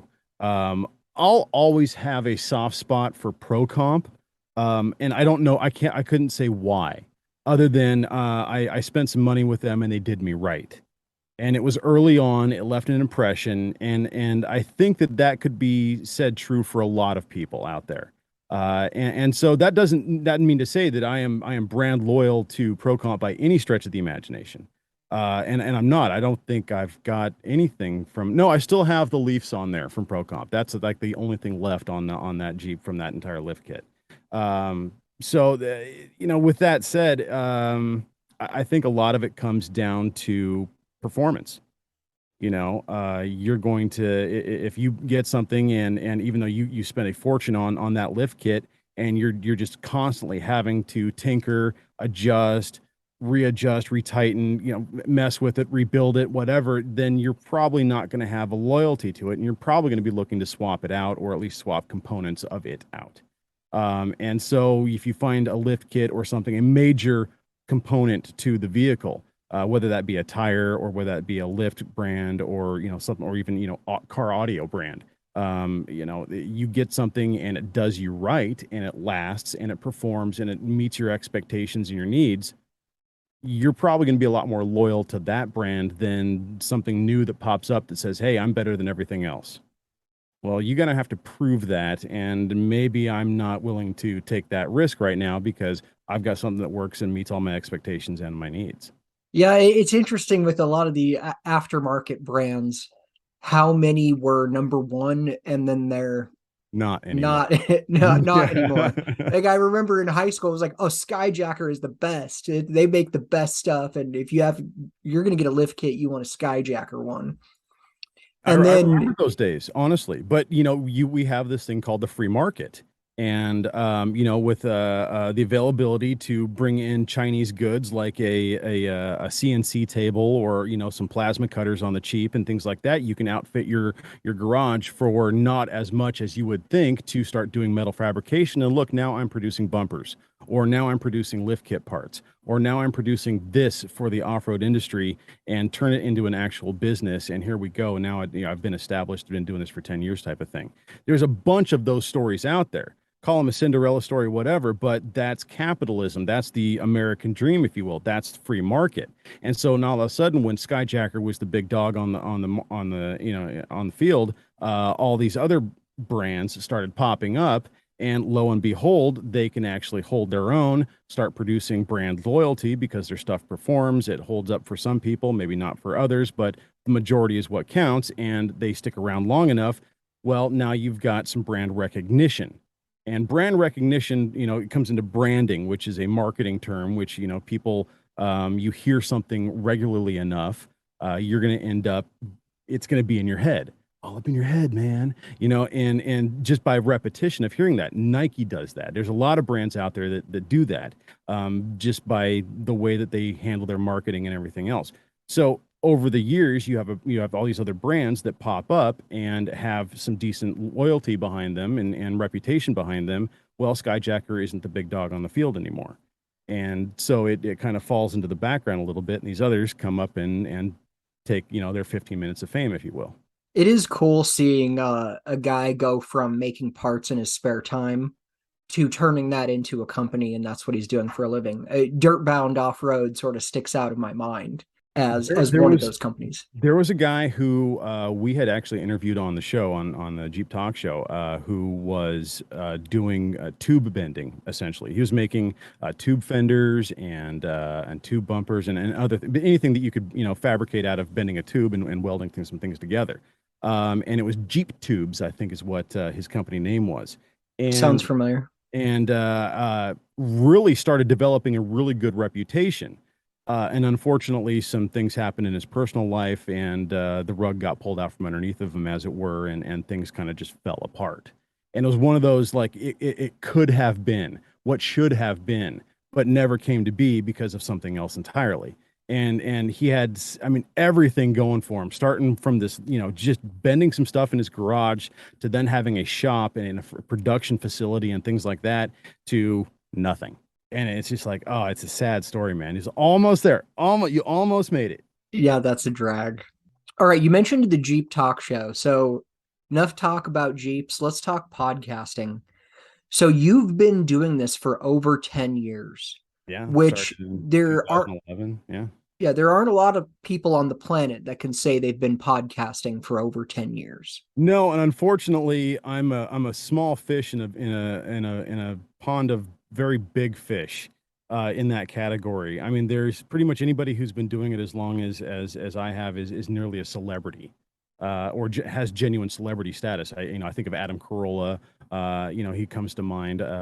He was a celebrity before he did that, though. He exactly. had. That's what I'm saying. It's usually those celebrities who have had a podcast or big radio personalities, or in other ways, and now have been doing a podcast in one form or another.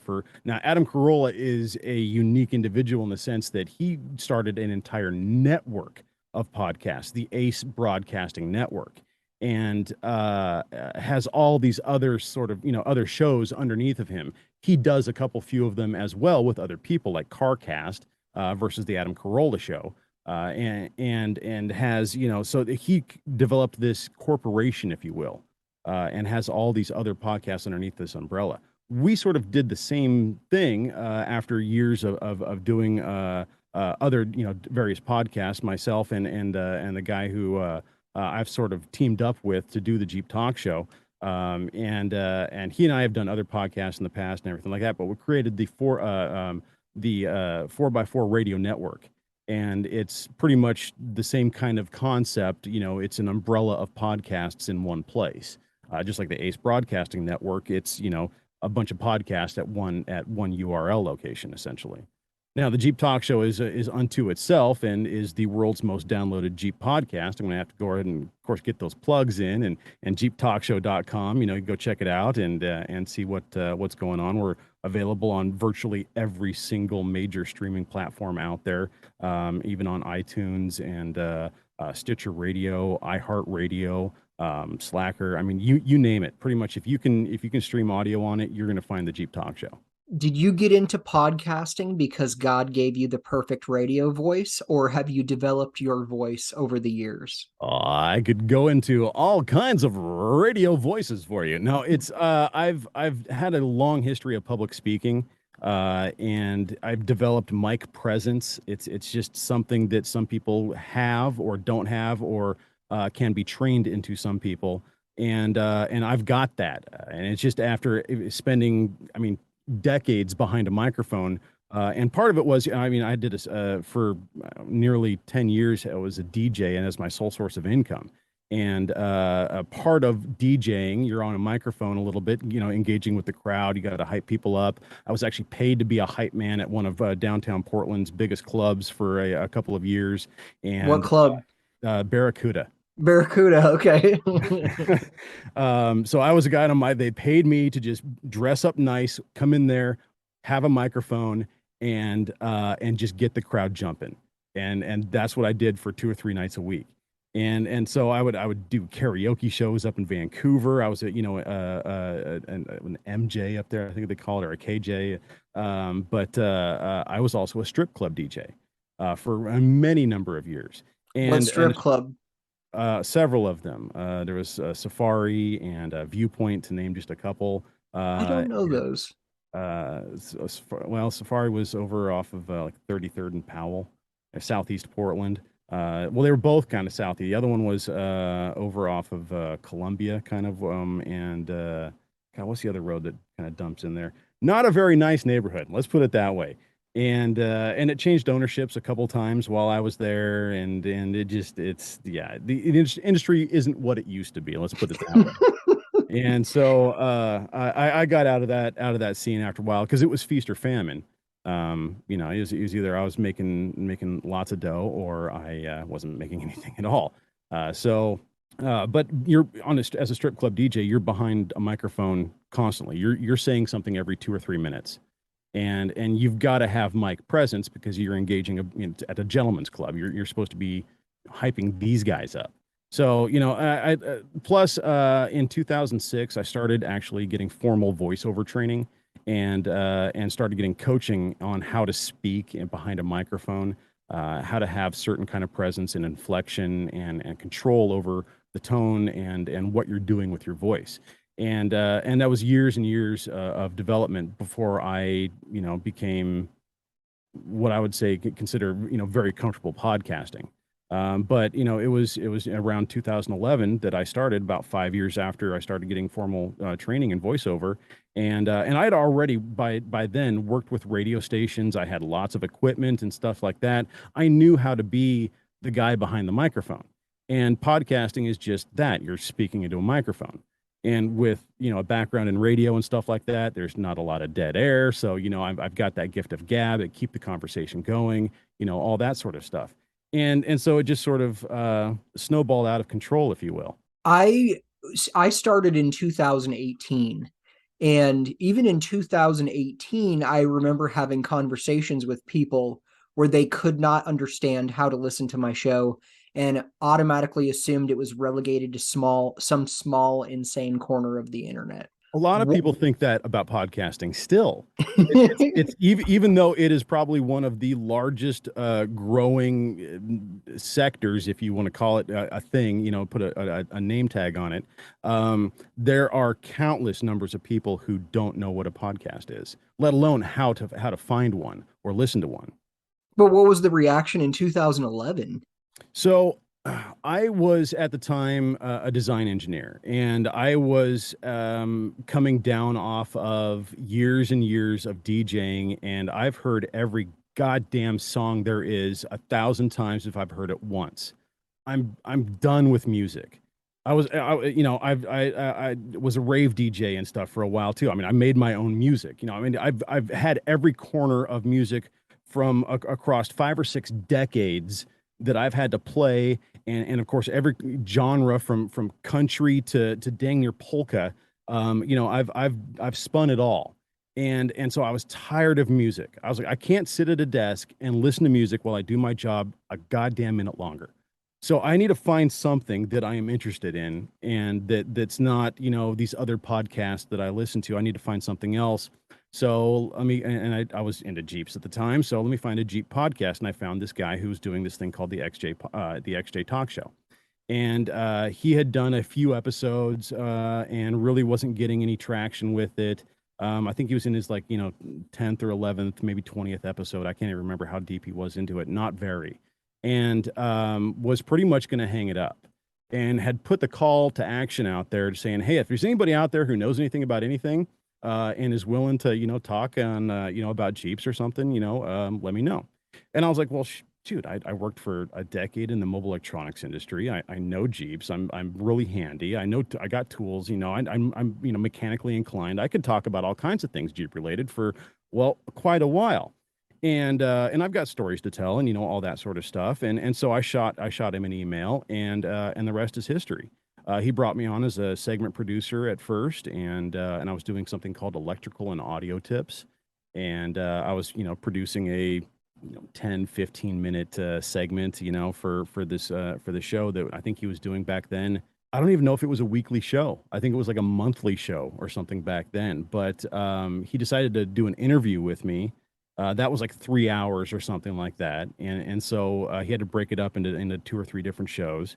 And I started, I was like, I've got all these other things in the can that I've recorded for you, here you go. And so he started, well, how do you feel about being a co-host? And, that was 10 plus years ago. And so we've since did the XJ Talk Show, the Tony and Josh Show. We did a Walking Dead podcast for a little while. That didn't get any traction because everybody and their mother was doing a Walking Dead podcast back then. And then we decided to change the format of the show. Not really the format of the show, but sort of have a deeper focus on the production of things. And this is right about the time that we brought Jeep Mama onto our crew. She was an award-winning Google blogger and had some things to say about Jeep, had that family connection, had that connection with the women that we didn't have as 2 schmucks behind a microphone. And so we brought her on board and changed the show to the Jeep Talk Show. The name of the podcast is the Jeep Talk Show. And immediately it gained a massive amount of traction from there. We changed a little bit as far as the hosting and the archiving and stuff goes. We've never done really much advertising at all, pretty much none. There's some Google AdWords, I think, going on or something like that. It's all pretty much word of mouth. And over the years, we've had other segment producers come and go. We've had hosts come and go. It's sort of been just this work in progress over a decade. And the goal has always been, monetization or getting on satellite radio or, being the official podcast of Jeep, things like that. I mean, big goals, capital G goals here. And, but those are hard to attain when, people are out of reach, when you're not in those kinds of circles, when you're trying to avoid things like a cease and desist and trademark regulations and other things. So, we got to tread lightly. And we're just a couple of knuckleheads behind the microphone talking Jeep for, who cares about us? Well, and then all of a sudden we start doing the analytics and start seeing what kind of download numbers we're getting and just how popular the show is becoming and start doing, data tracking and everything else on how the show is doing on a global scale. And, suddenly our eyes were open and it's like, holy cow, this is becoming bigger than what we thought it could be. And even though we had these capital G goals, it was like, we have this reach now. And we were getting people saying, I bought a Jeep because of you. Somebody making the second largest investment of their life because of a couple of guys behind a microphone talking schmack about Jeeps. I mean, it's unreal, to think about, wow, that's a life-changing decision that you're responsible for. But you can't let that kind of stuff get to you or anything like that. We've had a reputation of always being completely transparent with the reviews. So, whether it's a 1-star review or a 5-star review, you leave it, we're going to read it live on the air or, actually in the podcast. And so, we've gotten a couple of yahoos that have decided to, throw some shade at us and whatnot. And those have come and gone, but over the years, I can't remember how many 5-star reviews we have, but I think it's in the hundreds.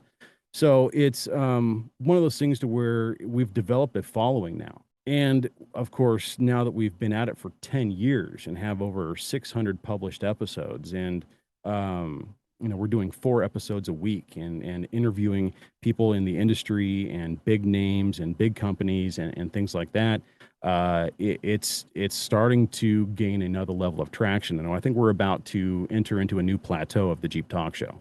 I'm thinking about it right now, and I believe the first podcast I ever listened to was the XJ Talk Show, and it would have been in 2013 or early 2014, because I can remember where I was at and what I was doing.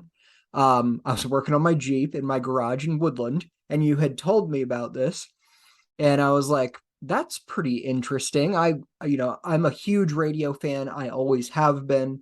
So I thought, this is pretty interesting. I'm going to check it out. And, in 2013, podcasts that wasn't a word most people knew. Yeah. And so I remember in my garage, I'm working on my Jeep. It'd be fun to listen to something about Jeep. So I remember I had a computer hooked up to speakers. I didn't have an iPhone then. I was probably still rocking a BlackBerry. You know what? I might have had an iPhone. I think I probably did have an iPhone then. But I remember listening to that. Now that I think about it, that had to have been the first podcast I listened to, because from there I popped your cherry. Yeah, I don't think I started listening to podcasts regularly until 2016 from there. Because I was a big Sirius XM guy because I was a huge Howard Stern fan. So I got Sirius for Howard, but then I had, they also had music and they had other shows on there as well, which I could get into a whole discussion about my thoughts on Sirius XM, because I'm highly opinionated on that topic. I'm curious because I was working in car audio when satellite radio came to fruition. And so I was part of the satellite radio, Friends of Satellite Radio Club type of thing, where we were beta testing the equipment. I had first generation satellite radio. I still have that equipment. So I was beta testing first generation satellite radio equipment, and it was just like, if you want opt in on this program, because I worked for a big major retailer. They had hookups through all the major manufacturers, and so I got in on that, and so it was like after a year you've got to fill out this big report and all this information and all this stuff, yada yada. I don't care. I'll just put this equipment in my car. I've got satellite radio, and 99% of you don't. Ha ha ha. And so it was one of those things to where I felt very strongly about it. Well, then years later, fast forward to 8, 9, 10 years later, and Sirius and XM merged, and things went completely into a new generation of satellite radio. And since then, I've had nothing to do with satellite radio at all. I'm curious what your opinions and thoughts are on satellite radio as a genre altogether. I'll give you a shorter version on this because I could probably talk about it for like 30 hours. Dang. Okay. But yeah, give me the 30,000 foot flyover. I got satellite radio in 2005. Okay. When the second Howard Stern said he was going to satellite.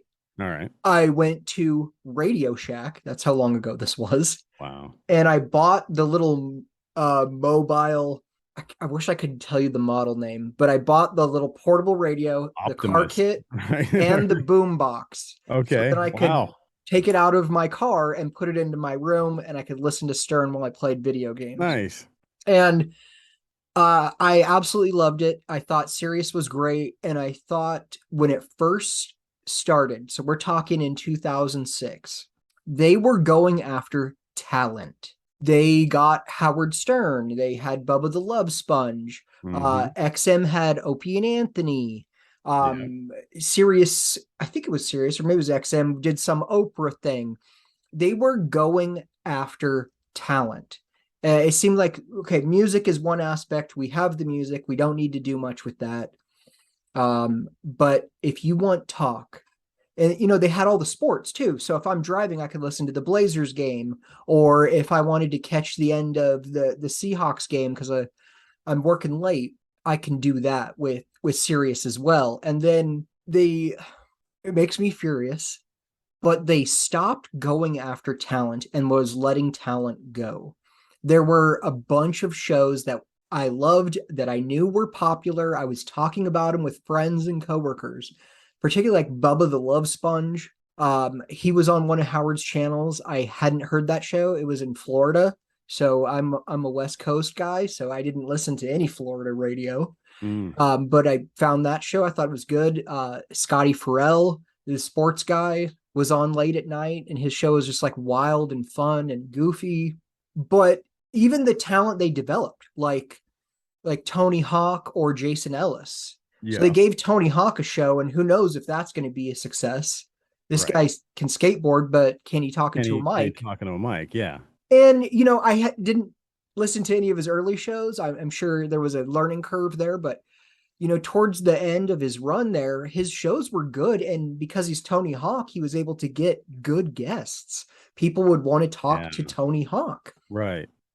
But That's one thing that we're stumbling into a roadblock with is that who the hell are you? Well, we're such and we've tried to get all kinds of celebrities and just getting shut down left and right. So. Oh yeah, I could. We'll definitely have to talk about booking guests because I think that's the hardest part about doing a podcast, in my opinion. And I've got some advice for you there as well. But yeah, anyways. But and now at this point, SiriusXM is one company. And the only thing they have, nice koozie, by the way, the only thing they have is Howard Stern. Yeah. And I think when he leaves, they are totally done. Yeah. And even with Howard Stern, I started listening to that show when I was 15 years old. And I grew up Mormon, so I was absolutely not allowed to listen to that show. Oh, sure. And so it was sort of like the fact that it was taboo was interesting, and I was 15. So like, to hear about a topless woman on the radio even then was kind of cool.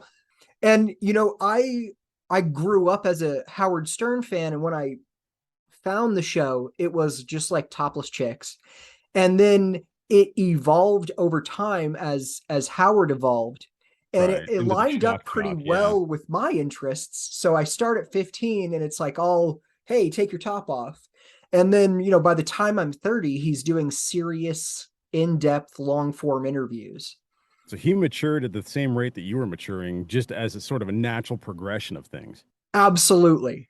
And it just sort of fell in line with everything else. Yeah, no, it all makes sense. Yeah, and I've heard every minute of every show in between 1999 and 2021. And in 2021, he re-signed another 5-year contract. And because he's a germaphobe and he's crazy.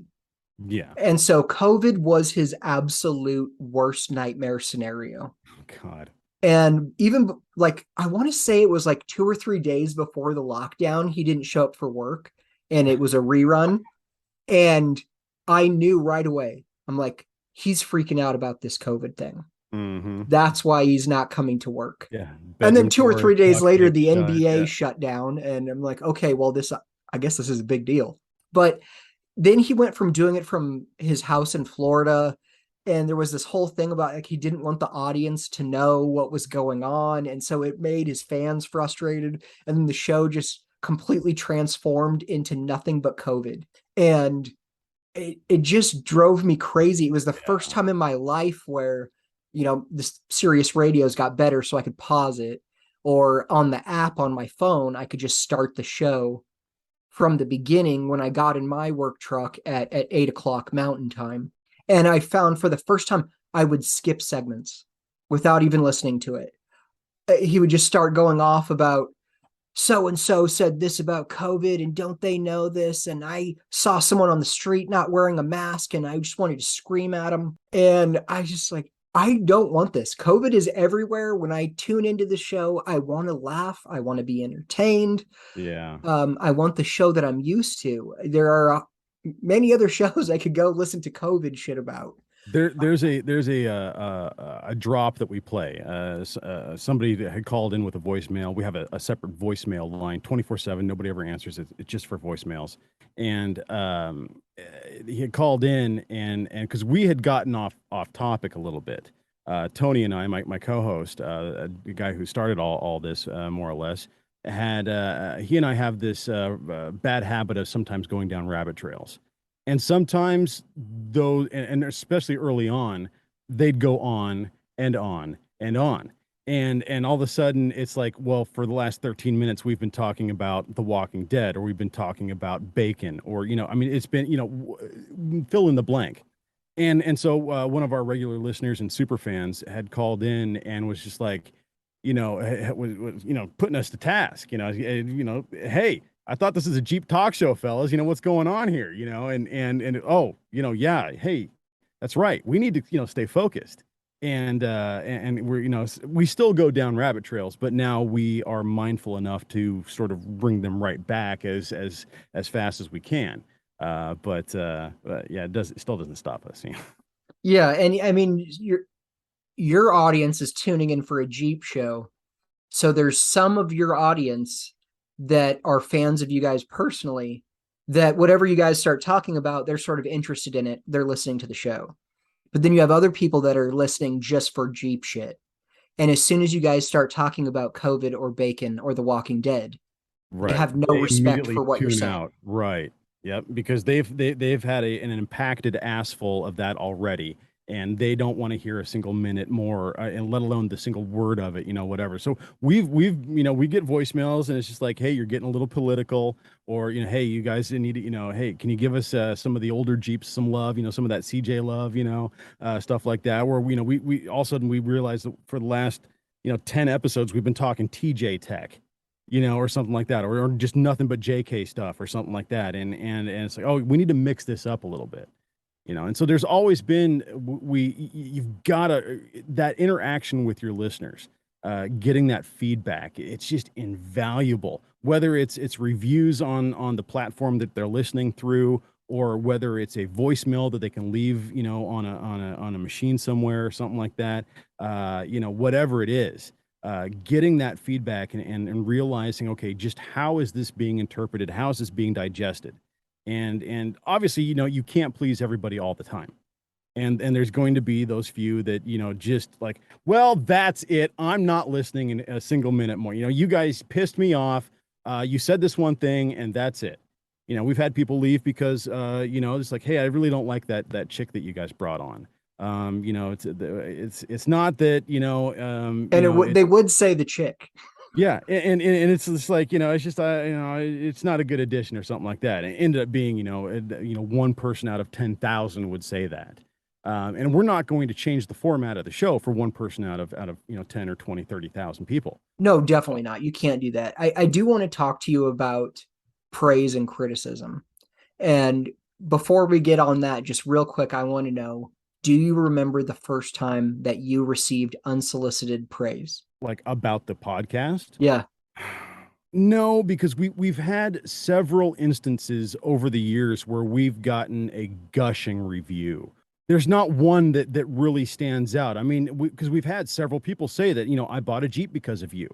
There isn't like an email that sticks out in your mind. Oh, this was the first email I got about doing the show. This is the first direct message. You gotta, part of this is also comes from a background of low or hardly any self-esteem at all. And so I take criticism very seriously, but compliments sort of wash off my back, because I've grown up with a life without them pretty much. And so I'm not used to hearing them. I'm not used to, digesting that information. It's not something that I know how to process very well. See, I feel so like it doesn't stand out like that. I feel like I would say I'm the same. I have very low self-esteem, but it goes the other way for me. So I get negative criticism and I just roll my eyes like, whatever, who cares? But when I get positive, I'm shocked. Like, wow, this guy really enjoyed what I was doing. This feels really good. No, I'm in disbelief with where the show is right now. I mean, the amount of volunteer effort that is going on behind the scenes with the Jeep Talk Show right now would boggle your mind. And I still can't believe we have so many people helping us on a regular basis. We've got a guy who has called into the show and left a voicemail just to tell a joke for over 8.5 years on a weekly basis. And now, and for the last, I know it's been what, I can't remember when we switched to 4 episodes a week, So when we went up from a show a month to a show a week to 2 shows a week to 4 shows a week, he upped his game as well. For 8.5 years, this guy has been doing this without solicitation, without payment, without. I mean, we definitely pay homage to him. I mean, Nikki G, we love you, man. I mean, can't get enough. And soon, I will probably shed a tear when I finally get a chance to meet this guy, just because it's so he's such a part of the show. Whether it's 35 seconds, 90 seconds that he's on the show, but he's been there for 8.5 years. And it's just like, and he does this on his own time, on his own energy, with his own supplies and everything else. I mean, he's gone so far as to learn how to produce a little bit. So he adds sound effects and things like that to his submissions now. I mean, it's just amazing that it's gone from, a dude, calling us, to now, submitting a recording for us every single week, multiple times a week. It's awesome. And we got people who we've had segment producers who have volunteered their time, and which segments just didn't work out. The analytics over a course of 3 months or 6 months or so have said, yeah, this just isn't something that people are interested in. So we're going to go ahead and cut that segment, and they still listen to the show. We've had people that have, been a part of it since the XJ Talk Show days and are still regular listeners. And now we have paid subscription service as well, where you get a little bit of extra for your money. You want to subscribe to the show for a year and help us get to events and do bigger and better interviews and things like that. You can help us out, and there's 3 levels of that on the website that people can choose from. And it's like every week we're getting, a couple more here and there that are signing up for the top tier package. And it's just like, wow, people are paying, even though the show is free, people are paying to, help the show out. So it is humbling to think about it.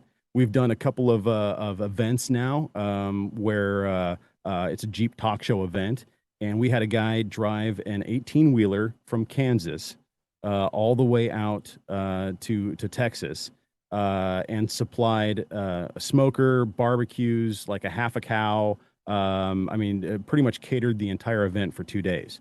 It was freaking amazing, absolutely amazing. Had a flatbed on this 18-wheeler that he had 4 Jeeps on the back of it. And it was just like, wow, holy cow.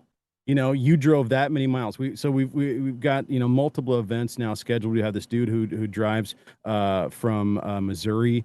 He's driven down to Texas twice now. He's going to be driving down to the Southern California event that we're doing down over by Big Bear Lake in October.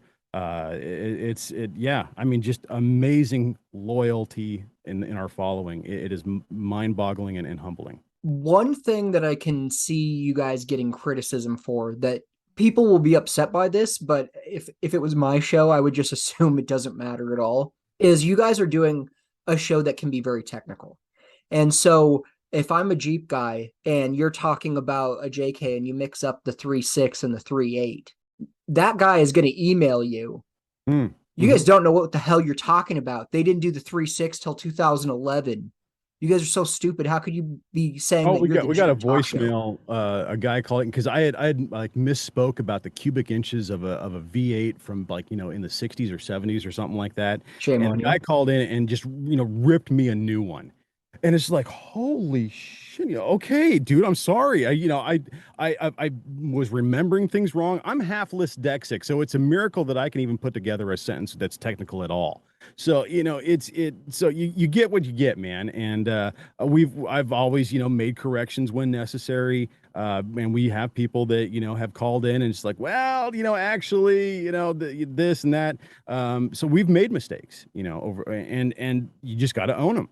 That's just it. You don't try and spin it. You don't try and it's like, well, you don't know what you're talking about. F you, man. We're the, people, big people behind the mic. Screw you. No, you just got it. You got to own it and move on.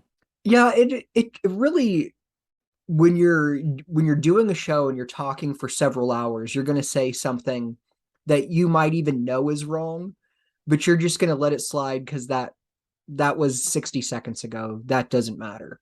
And if I'm listening to a show and you got the year the 49ers won the Super Bowl wrong by 2 years. Me personally, I'm not going to email you. You dumb son of a bitch. You're burning a lot of calories just to, correct them as, somebody's verbal mistake or something. It's like, okay, man, I get it. All right.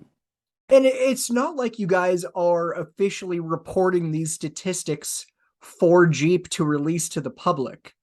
You guys are doing a show about Jeeps, and there are a lot of different Jeeps and submodels and models that have different engines and transmission configurations.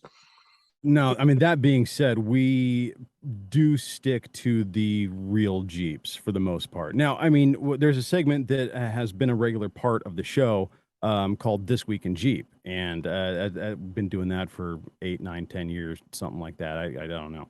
I like that segment. You do a lot of like recall notices. Yeah, it's all that sort of stuff. And so that gets into pretty much any and every single vehicle that has a Jeep badge on it. That is news about Jeep as a brand, as a vehicle, as as a company.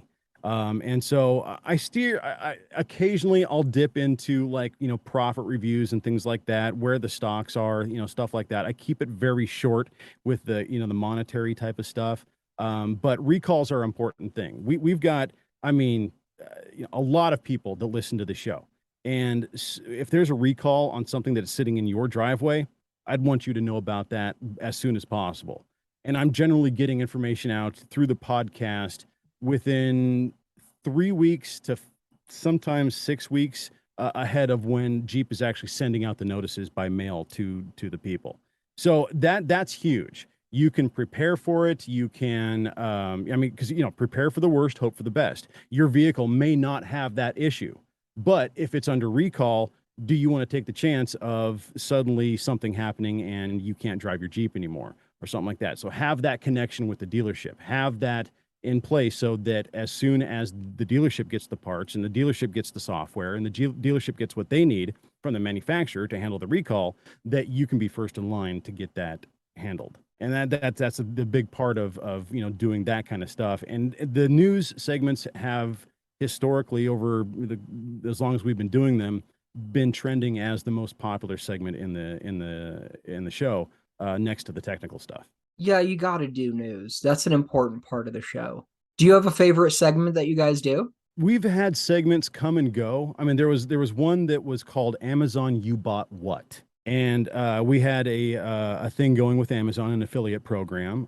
You go to our website, click these things or use this link before you buy something on Amazon. And we got a few pennies out of the deal. And it was enough to sort of keep the lights on. It paid for the bandwidth, paid for some of the storage. It was a pretty good deal. About 5 years ago or thereabouts, Amazon changed the way that their affiliate program works, and it was no longer link-based. It was like, you have to promote these items. Well, I'm not going to be promoting, sunglasses on the Jeep Talk Show. That it's I don't care how bad you want us to sell you your sunglasses for you. We're not going to push that. And so, that we haven't been pushing that program, and that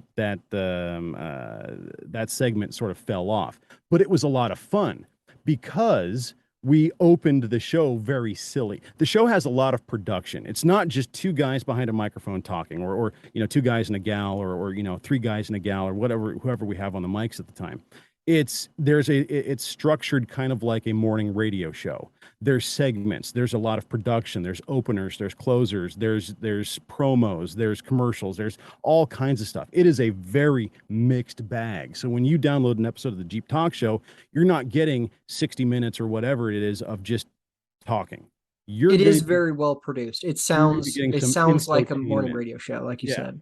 So, so with that, we keep it mixed up. So that segment had a very wacky intro. We asked people to throw us curveballs. Use this link and find the weirdest shit you can possibly find on Amazon and buy it.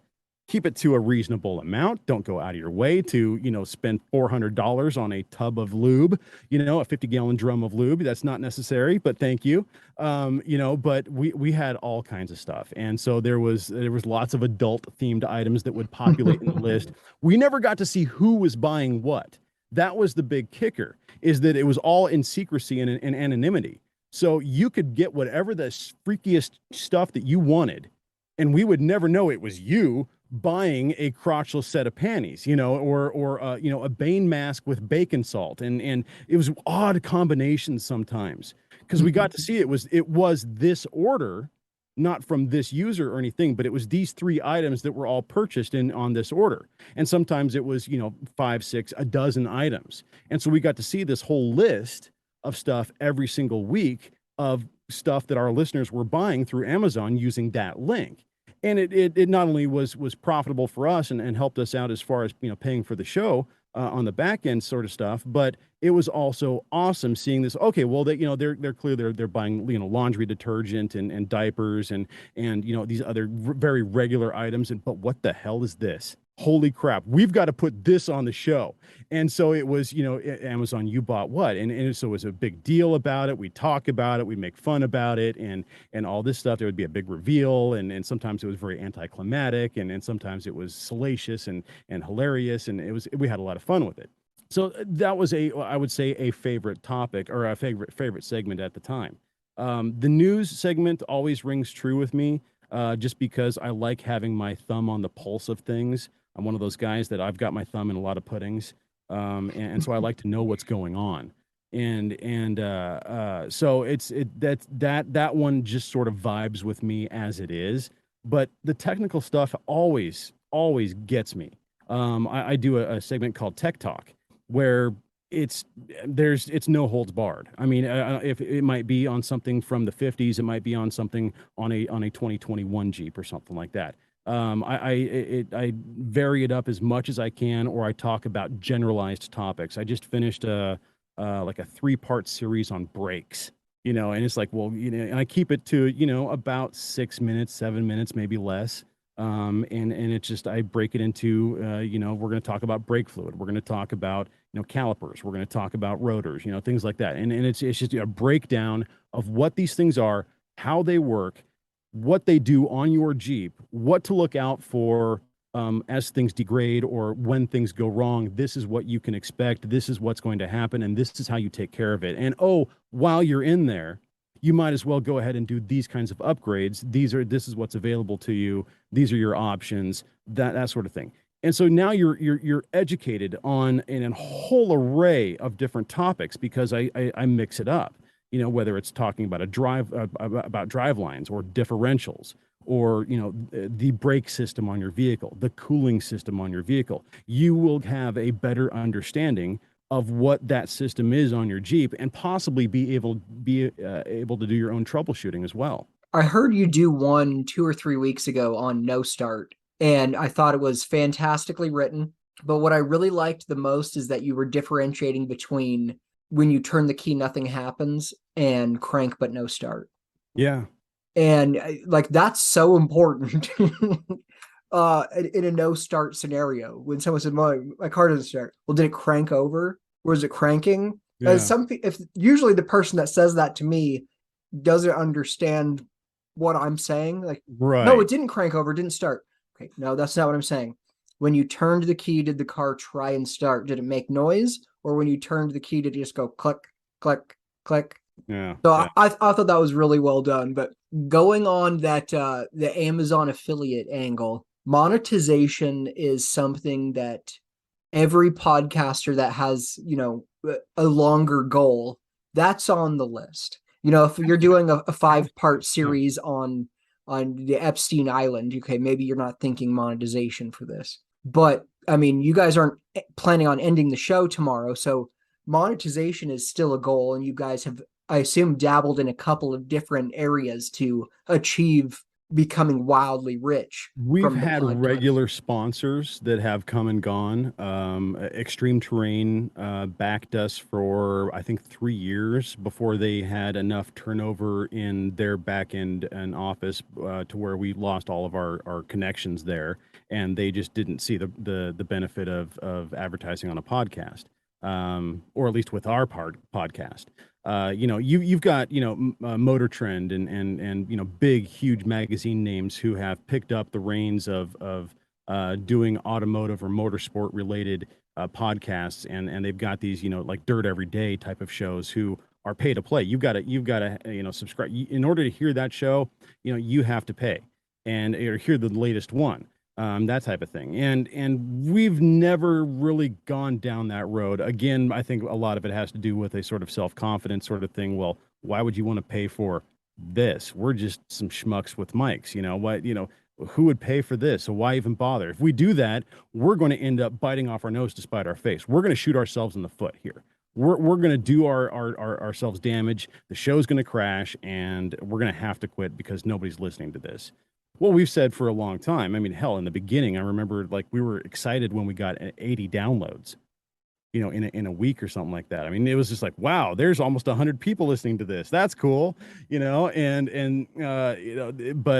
all of a sudden those numbers started growing, and there was something that's very, very easy to happen with a lot of podcasters getting caught up in the numbers, and that can become an addiction. And you're following the numbers on a daily basis. You're chasing those numbers. You're trying to get those numbers up. You've got to be more organic.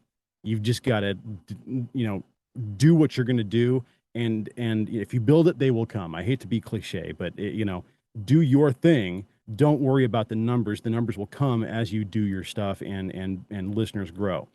Every podcast has a super fan or has groups of super fans. It just depends on what you do, how long you do it, how much you're doing it, and how much your reach is. We've never paid for subscribers. There's a lot of avenues out there to where you could put down some money and triple your downloads. But who's that for? That's just for me when I look at the numbers. No, that's for advertising. And that's how podcasts make money, is through advertising. Unless you've got a hell of a Patreon account, or you're a pay-to-play type of, a pay-to-listen type of podcast where you have to subscribe with a X amount of dollars per week, per month, per year, whatever it is, in order to have access to this show or this content. And that's just a method, an ideology that we haven't really gone down. So we've focused on being very true, being very organic, being very genuine, and we are what we are. And we've had an explicit rating the entire time, even though we mind our P's and Q's. We bleep out the F-bombs and things like that, and say, oh, S, that's a pile of S, and F that, and things like that. He's an a-hole, and that sort of stuff. But to keep it family friendly, because Jeeping is a family sport for the most part. And as we've gotten more metrics and stuff, and seen that the show is really huge with new Jeepers, we've sort of tried to focus on keeping it clean, as it were, and maintaining that. But even still, with that explicit rating, that unto itself may have kept us from thousands of listeners and thousands of other downloads, just because somebody isn't looking for an explicit show. Like, you're talking about your upbringing being Mormon and not having it was very taboo to listen to something like Howard Stern because he was explicit. He would have an explicit rating. He was known for that shock value. We have that value, certainly not that sort of reputation that Howard Stern has, but we have the same rating on our show that he does. That doesn't mean we're as nasty and dirty as he is, even though there's plenty of innuendos and other, jokes and inside baseball and things like that, adult humor and stuff occasionally. But nonetheless, it's a family-friendly show for the most part. I think that's a good decision. When I listen to a show, I don't mind cursing. I curse in my personal life. Sure. But I don't enjoy a show where they're going over the top with it. If they're trying to curse, or it's in every single sentence, it's really annoying, in my opinion. Oh yeah, no, there's definitely a line in the sand. I mean, you cussing like a sailor? It's a sign of a lack of intellect, perhaps. If you can't string together a vocabulary, strong enough to put together a sentence without a bunch of expletives in it, well, I think that's probably saying more about you than your podcast, for instance. But nonetheless, you got a CYA. You got to cover your ass. And so we don't want to miss an F-bomb, not have that explicit rating, and get a string of bad reviews because this one show just so happened to be one of our most popular ones, was downloaded a million times, and we pissed off 1,000 people, and they're all calling us to let us know that F-bomb terrorized their child or something like that. So CYA, cover your ass. You got explicit rating, and even though you don't cuss. Well, sometimes. Have you ever been threatened to be sued by a guest or a fan? No, I don't think things have gotten quite to the point of litigation, but we are at the level now where we're getting big enough to where the LLC discussions have become a lot more serious. Just to have that level of protection, just in case. Now, we've got disclaimers and things like that. This is meant for entertainment purposes only, is not intended as, to treat, cure, or diagnose any disease, that sort of thing. So it's again, CYA, we're trying to protect ourselves just in case somebody takes us too seriously. And no, we were joking when we said that. Holy cow, you weren't supposed to do that. But you said, and it's, so we don't, we got to maintain some level of protection. And now that we're getting to the point of where things are getting pretty big, we're looking into that legal level of protection. Now, if you're just starting out, this is you're listening to this and you're thinking, oh man, I can start a podcast. I've got all kinds of things to talk about. I've got a pretty good, following on social media. I should be able to, have a pretty decent reach, and I'm gonna do this thing. Well, make sure that you put your ducks in a row, as it were, and because things can go sideways pretty quick. Now, we haven't been sued, but we've had some other things happen. We've had some followers, some super fans, some groupies, some people who were a little too excited about the show, perhaps. So we've had to have some personal protection, in place to make sure that where we live, phone numbers, things like that are not accessible through the show at all. And because there's been some people that have gotten a little too addicted, if you will, and wanted to get friendly or have a closer relationship than what you should have with a podcast host. Yeah, that's why I don't have Facebook anymore. Yeah, I've got a Facebook account for the sake of having a social media account, and to be honest, it was started for the sake of the show. If not for the Jeep Talk Show, I probably would not have a Facebook account. So I don't post much, hardly at all. Maybe I count on one hand over the course of the last few years how many posts I've put up. I use it to connect with other people, other groups, people who we interview on the show, things like that. I use it so I have access to groups and clubs and stories. There was a segment that we did on the show called Wheeling Where. And it was every week on the Jeep Talk Show, you would have a 3 or 4 event breakdown from around the nation of an event that was coming up that was Jeep related. And so a lot of that was through clubs and organizations that, were, for all intents and purposes, pretty exclusive to Facebook. You wouldn't have otherwise known about them if not for this social media platform. And so Facebook facilitates that and enables me to connect with these people, get out some more details about them. And we even put out, calls to action. Hey, if you have an event and you want us to promote it on the show because you're trying to grow this event, then, by all means, connect with us, give us at least, 2 weeks to a month in advance so that we can have time to promote this event and research it, talk about it, all this stuff. And we will help you out. And that's a great idea. Oh, and it blew up.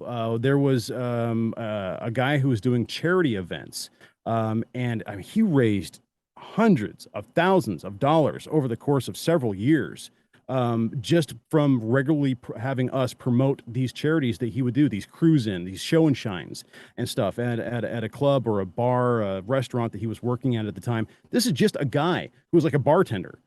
And he started these events to give to this charity that was close to him and his heart, and it blew up. And he was able to do amazing things because I mean, not just because we helped him out. He did his due diligence. He did a lot of other footwork and everything like that. But according to him, we helped out a big amount by advertising, if you will, promoting his event on the show. I had on my DB Cooper podcast, I had a gentleman on the show who then 2 years later demanded his episode be taken down and was threatening to sue me. And I'm poor, but I knew that this guy had less money than me. Can I ask the grounds? I mean, what was his plan? What was his beef? He had multiple beefs, and one was like he never agreed that this would stay up as long as it had, and nonsensical stuff. Wow. And so I thought to myself, okay, well, I have all the correspondence through email that I didn't delete it. Where not only did he agree to be on the show, but we set up a location to do this. We did the show. It came out. I have correspondence after that he enjoyed it. But I was like, well, I didn't have him sign a waiver. I don't have anything like that. But I was confident he wouldn't sue me. So, but from then on, I started doing my little audio waiver that I had you do in the beginning, which is just, state your name and do you agree that this is being recorded and going to be released publicly? Mm-hmm. Which a lawyer I talked to was like, dude, that's beyond more than you would need. Yeah. We have, as we connect with a guest on the show, there is a templated emails that are the basis for the conversation and the scheduling and getting them connected with the show. And in all of that, they are sort of opting in the entire time on another level. Each time it gets a little bit deeper, a little bit more connected with the show. And finally it's to the scheduling point of date and time and everything else like that. And the commitment is made.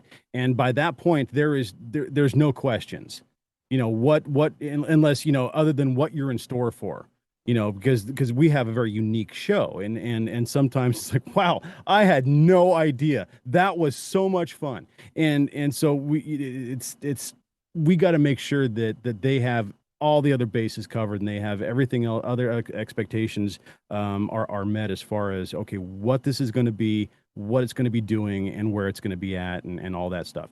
Now we sort of have been doing a lot stronger degree of follow through in the cross promotion category, in that, okay, if you're XYZ fabricator and you're on our show, we want you to then promote that interview on your own social media platforms.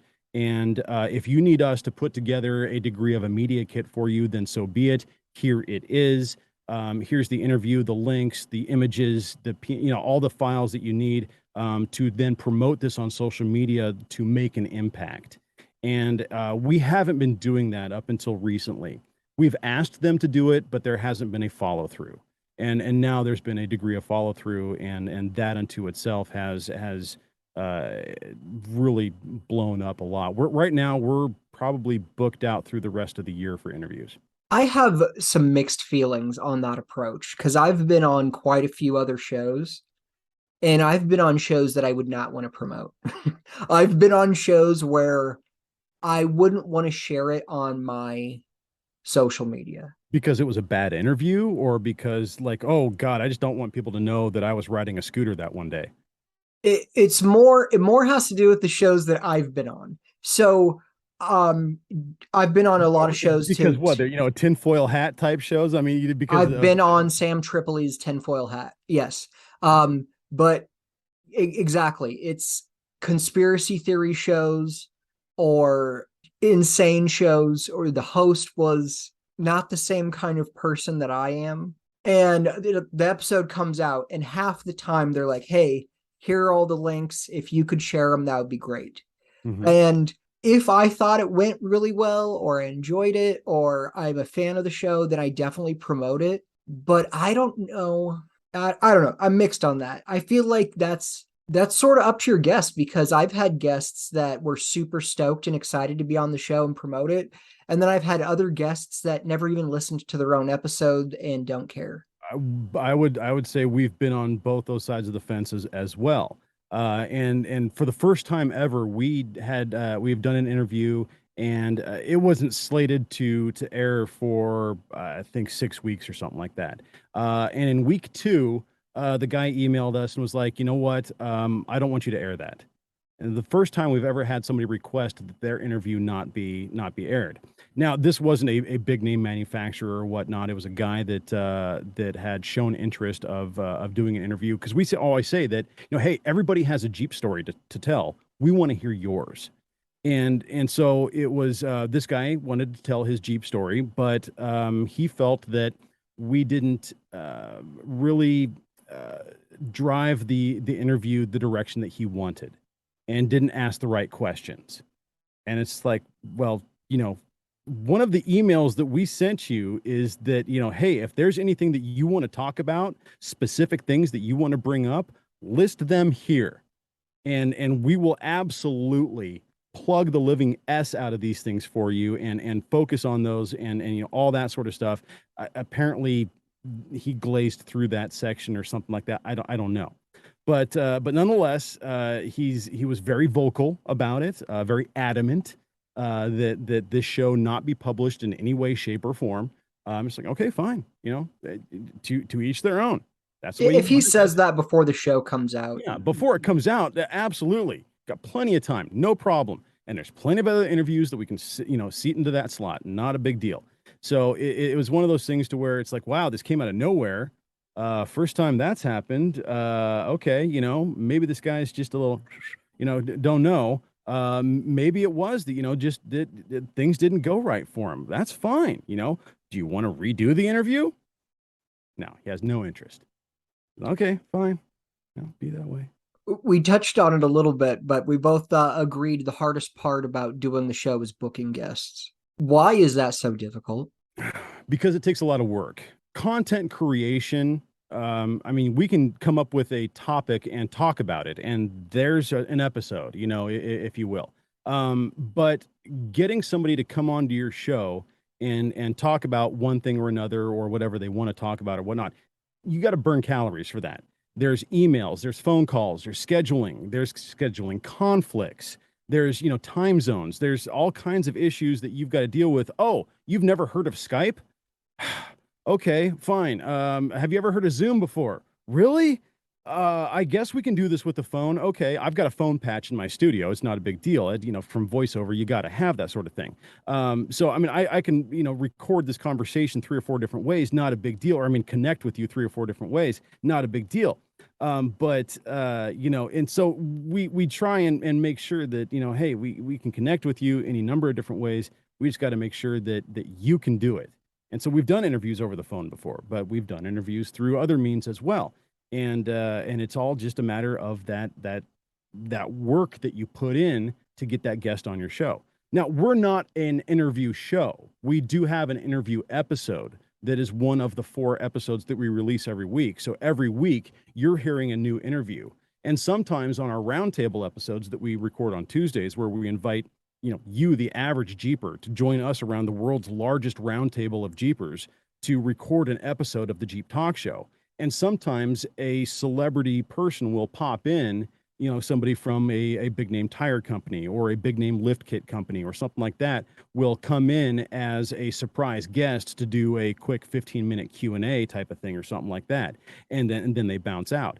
And or sometimes they hang out and it's just a big free-for-all, and that's effing awesome. So, there's that aspect to it as well. It all depends on how you connect with your guest and what they're willing to do. Yeah, and there is, doing it different ways. I've done interviews in person. I've done them on Zencaster. I've done them on Skype. I've done them on Zoom. I've done them over the phone. I've got lavalier mics, I've got a whole mobile kit that I can bring out. I've done on the fly interviews and things like that before as well. I've even got a digital audio recorder in a kit and everything that I should be taking with me, because there's been so many times that I've ran into somebody in the grocery store parking lot like, holy crap, dude, your Jeep is effing awesome, and I just want to take 10 or 15 minutes. Oh, I've got a Zoom H3, or the H1. No, it's the little guy. I've got an H5 because I wanted to be able to do 3 inputs. Oh, okay. Oh, yeah. So I've got this guy right here. It's the Zoom. I think this is the H1. But I've got a little spit microphone. There you go. So it's just got the dual condenser microphone on it. But so I should carry this around with me more, because you pop into the parking lot, you find this dude has just got an awesome build, and all you want to do is ask about it. And it could be 5, 10, 15-minute conversation at most, and just talking Jeep. Hey, dude, I just wanted to, tell me about your Jeep. And I mean, what Jeeper wouldn't like, you want me to tell you about my Jeep? Well, sure. Okay, where do you want to start? And all of a sudden now, you've got content. And, but we're at the point now where we're recording interviews and we're not going to be able to release them for almost 2 months. And it's just, that's nice. Yeah. It's awesome. So it's that part of it as well has to be in the connection with the guest as well. Hey, we're going to have you on, but you got to understand that this isn't going to be aired tomorrow. It's going to be several weeks from now. And so, we've had people on who are working on R&D type of stuff. Like Midland Radio came on for an interview one time. Big, huge, been around for decades, CB, mobile communications manufacturer. And we interviewed them, and they had this thing that they were working on that wasn't going to be released until like May, but we did the interview like in January or February or something like that. And so it was several months. And so it was like, you can't let the cat out of the bag about this, but we can talk about it. And then we developed this relationship with them. They ended up hooking us up with some gear to give away on the show. That's been a big deal, doing regular giveaways on the show and having these deeper connections with customers who are customers. I don't know why I said customers, with clients or other these manufacturers who can provide swag bags or giveaway items that make an impact. And we're giving away tires. We're giving away just all kinds of crazy stuff. GMRS radios and stuff. I mean, just all kinds of cool stuff on a regular basis. Just gave away a $100 gift card to Rock Auto, rockauto.com, one of our sponsors. So just really cool stuff. And that stuff makes a big impact. So we've got a mixed bag of stuff. So we're doing giveaways, we're doing guest interviews, we're doing roundtable episodes, surprise Q&As, plus just the news and all the other stuff. We're so different from so many other podcasts that all they have is an interview.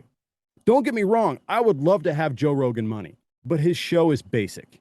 So you're shitting on my show. Is that what you're doing? This is just an interview show. Not at all. Because that's what podcasts are. We've been doing this for so long. We're sort of, evolving, if you will. We're developing. Oh, yeah. Your show is much different than what I'm trying to accomplish. And from a lot of people are trying to accomplish. And that's just, a lot of it is my background in radio, having worked with radio stations, having listened to radio, having a dream about being a disc jockey at one point in time.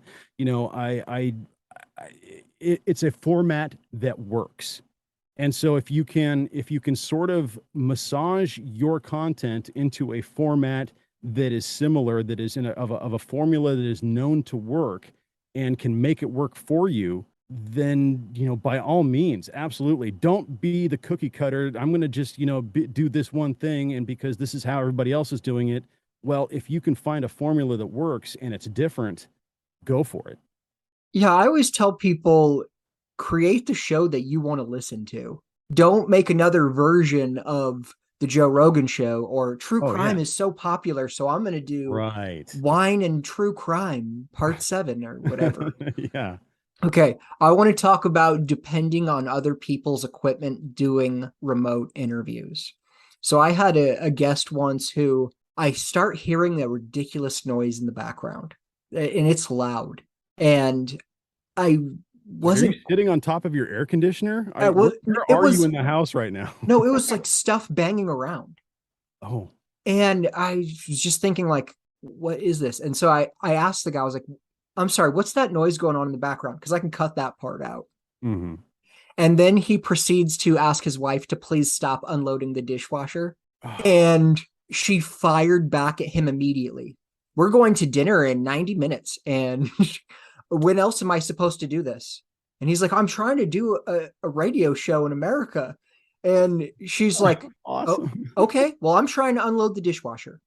And so he was just like, okay, I guess she's almost done. I just give me a minute, I guess. And then I had another guest who, like, in the middle of the show, pretended his power went out. No, my power genuinely went out. Come on now. That actually happened. And you know it, dang it. I sent you text. No, I'm just giving you a hard time about that. But there is, I did an interview with someone who's a little bit more elderly, and we did it over the phone because it wasn't going to happen on a computer. Yeah. And it was like they kept putting me on speakerphone, and I could hear it. And I'm like, I interrupted like 4 different times, like, hey, am I on speakerphone again? And they were like, yeah, it's annoying to hold the phone to my head. And I was just like, I'm trying to do something where I care about the audio quality just as much as I care about what you have to say. That's actually a promo that we play on the show, is that we pride ourselves in having a very high quality show. We actually archive our show at a higher bandwidth than most other podcasts, so that when you download an episode from 300 episodes ago, 5, 6, 7 years back or something like that, you're getting a very high quality, not super compressed, not broken down, not a lot of destructive removal of audio quality. So for the sake of file size, you're getting one hell of a good sounding show. And that's another thing that has set us apart, other than the format and the content, that we have a higher level quality of show than a lot of other podcasts out there. What advice would you give to someone starting a podcast tomorrow? Oh, come on, man. I mean, just do it. To be honest, fake it till you make it certainly has a bit of weight behind it when you're first getting going. Doubt is part of the creative process. You're gonna think that you're screwing things up left, right, and sideways, and to be honest, you might to some degree at first. But as with anything and everything, there's a learning curve, and so you're going to learn where your mic presence is, how to make that, where your speaking voice is. A lot of people are shocked when they hear their voice played back to them for the first time. I sound like that? Wow. And suddenly it's that. Oftentimes that's the inspiration right there. Hey, I've got a pretty good sounding voice. Yeah, who doesn't love the sound of their own voice, right? So, but, to that end, a lot of people just talk to hear themselves talk. Don't start a podcast unless you have content. Unless you've got something to talk about, don't get on the microphone and be like, so, I'm going to do this thing. What else? And, yeah. And so, everybody's going to have the ums. After talking on the microphone for 25 plus years, I still say And honestly, in early on when I was doing interviews, I would go back in editing my interviews. I would edit out my ums. Hours of editing to remove the ums.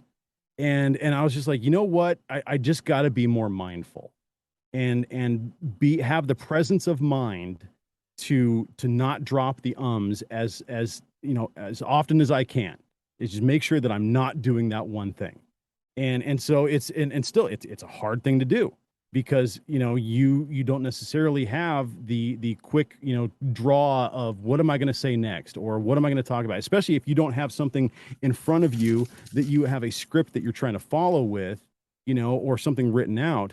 Then you're just, freeballing, and not everybody has that ability to just keep talking. Yeah. And when you start listening back to yourself, you will start correcting those things. There's certain words I've noticed where I say it often, and it's like, okay, I got to chillax on saying the word stout, which was one word I noticed, like I said it too often, and it's not a common word. So it stuck out right away. I was like, I said stout 7 times in that. Like, nobody uses that word that often. But on that same topic, do you enjoy listening to your own show? Do you enjoy hearing yourself back? When I had a desk job, I listened to the show avidly. Now that I'm not at a desk anymore, and I'm not in a position where I can have a headphone in my ear at all times, or have some audio playing at all times, my amount of podcast consumption has gone way down. And so a lot of that has to do with what your vocation is, and what you have going on. Not everybody is going to come home from work, kick open a beer and start listening to a podcast. They're probably going to eat dinner, watch TV, socialize with the family, yada, yada. Maybe at the end of the night, they have a short amount of time. More oftentimes than not, podcasts are listened to during a commute. That is the largest percentage of when podcasts are consumed, is during work time commute. Whether it's, at the graveyard shift, or whether it's, 7, 8 o'clock in the morning and you're sitting on the freeway for 45 minutes, that's when people generally listen to podcasts. And so you've got to, the long form stuff is awesome. I love it. We do our interviews, long form generally as well, but you got to think long term as well. If you're going to be maintaining an archive, a library of podcasts, and each one is 3 hours long, and you're trying to put out one a week or something like that, that's going to eat up a lot of storage very quickly, and it's going to start costing you. And whether or not you can afford that hosting, that bandwidth, that storage or not, that may not be an expense that you're willing to take on. And so there's a lot of things that you have to project out when you start, if you are genuinely serious about becoming a podcaster. Now, also, you got to take this into mind. This is a very thankless hobby, and I'm going to say it is a hobby for 98% of podcasters out there. This is not something that you can make a living on unless you're a celebrity, unless you have just amazing content that advertisers just cannot wait to get their message out on your show. And you've got to have the download numbers to back that up. And so there's actually formulas and stuff that are industry standard in podcasting for calculating what a show's advertising worth is. It's called the CPM factor. It's clicks per thousand, M being the Roman numeral for thousand. And that's how you determine what a show's advertising value is. You just can't say, well, I've got a podcast, I've got 100 episodes out now, I should be getting $1,000, per episode per advertiser or something like that. No, it doesn't work that way. Not if you don't have the download numbers behind each and every single episode. Not just how many download numbers you have altogether, but it's actual traffic per episode per 30 days type of analytics that have to be generated, have to be tracked, and you have to have a record of that before any advertiser is going to give you a single dime. Yeah, you're also in a unique situation where, it's not like the Cincinnati Bengals are putting an ad on your show. They're a coffee company isn't looking to advertise on a Jeep show necessarily. No, exactly. But there is a group of people who are listening to this who buy tires and suspension kits and navigation systems for going off-road. So there is sort of a nice angle that you can approach that with for your particular show. 100%. And that's sort of, we don't go after somebody who's trying to sell granola bars. Granted, everybody who goes out on a Jeep on a trail has probably had a granola bar in their Jeep at one point in time. But that being said, that's not exactly, the kind of advertising that is going to make or break us. Would I like Nature Valley to come on and sponsor the show? Sure, you betcha. I'll take some Nature Valley money, because they're a big company. And if they want to support the show, then absolutely. But that being said, not every advertiser is going to fit with every show. But you hear a lot of podcasts and they are all sort of advertising the same sort of thing, the stamps.com or the some sort of ball shaver or lubricant, whatever it is, yeah. And it's better help, not health. And it's just like, okay, I get it. There are pools of advertisers that almost exclusively advertise on podcasts alone. Mm-hmm. And because it is a massive growing industry, there is some ROI on this. It makes sense. It pencils out. And so they're willing to fork the money into this sort of new thing, if you will, and see if it's going to pan out. And for some it does, and for some it doesn't. And it all sort of depends on the podcast and the advertiser and the connection that you have. If you're getting the electric chair tomorrow, what would your last meal be? Wow. It would either be my own spaghetti, or it would have to be, a big fat, have to be a steak. I'm sorry. It's got to be a, big fat steak, potatoes, possibly some onion rings in there. I've got to have a lot of garlic and butter, of course. And probably a very, very, very large salad. Your own spaghetti. That's interesting. I make the world's best spaghetti sauce. I generally start around 9 o'clock in the morning, and it cooks all day. Will not be served before 6 p.m. It is quite a amount of work that goes into it. But I come from a long line of cooks. I do all the cooking in my household. I do all the grocery shopping. And that's just the way that it's been. We just celebrated our 18th year anniversary. I've been doing this my entire life. People ask, well, why don't you become a cook? Well, it's the same reason why I'm not still a DJ for a living. It's because once you start doing something that you love for a living, oftentimes you lose the passion for it. And that's what happened with me with DJing. I lost the passion for DJing, even though I still have turntables and a mixer right here, right behind me. It's been years since I've spun a single record. And just because I lost the passion for it. I'm afraid that's what's going to happen if I start cooking for a living. That I'm going to lose the passion for it, and I'll be eating top ramen the rest of my life. Yeah, I know a lot of cooks and chefs that don't do much cooking at home. Yeah. And I love cooking for people. I love dinner parties and things like that. I enjoy it a lot. I'm a foodie through and through. And so I've over the last, I think I'm into my second, I've got 2 years. I'm into my third year now of tracking grocery shopping expenses and stuff like that. And there's been months where my grocery expense has been in excess of $1,200. Just the amount of food, the quality of food that I buy. I'm sometimes in the grocery store 4 or 5 times a week. Just because, there's this one ingredient that I forgot that I don't have that I want to do for this one meal that I'm going to make and things like that. So it's, even though I'm doing meal planning and things like that, oftentimes I run into a situation where it's, crap, I forgot I don't have this, or I'm out of that now, or something like that. So, yeah. What's your favorite beer today, and what is your go-to beer? I'm not like a Coors Light, Budweiser, Pabst Blue Ribbon kind of guy or anything like that. I've been on this kick right now with 10 Barrel Brewing, their Rock Hop Cold IPA. I find quite nice. IPAs took a big turn a number of years ago. They became very, very citrus focused, very heavy, very chewy, thick IPAs almost. I don't like that. I like a more crisp, almost bitter IPA that has virtually no citrus notes to it at all. Those were the IPAs of yesteryear. Those were the first IPAs. Now it's all this craft stuff that is full of orange juice and grapefruit juice, and it just tastes like shit. And so I steer away from all of that. There you go. Now, Voodoo Ranger does make an IPA that is halfway decent. I can't remember which one it is. They've got like 4 or 5 now in that Voodoo Ranger lineup. And one of them ain't half bad. But this 10 Barrel Brewing, and honestly, most of their other beers I don't like. But this Rock Hop Cold IPA is actually pretty good, and it's been my go-to for a little while. Now, if I'm going out camping, I'm floating down the river for 6 hours, I'm looking for a beer that I know that I'm gonna be drinking a lot of them all day. Relatively, I know this is gonna be a session beer.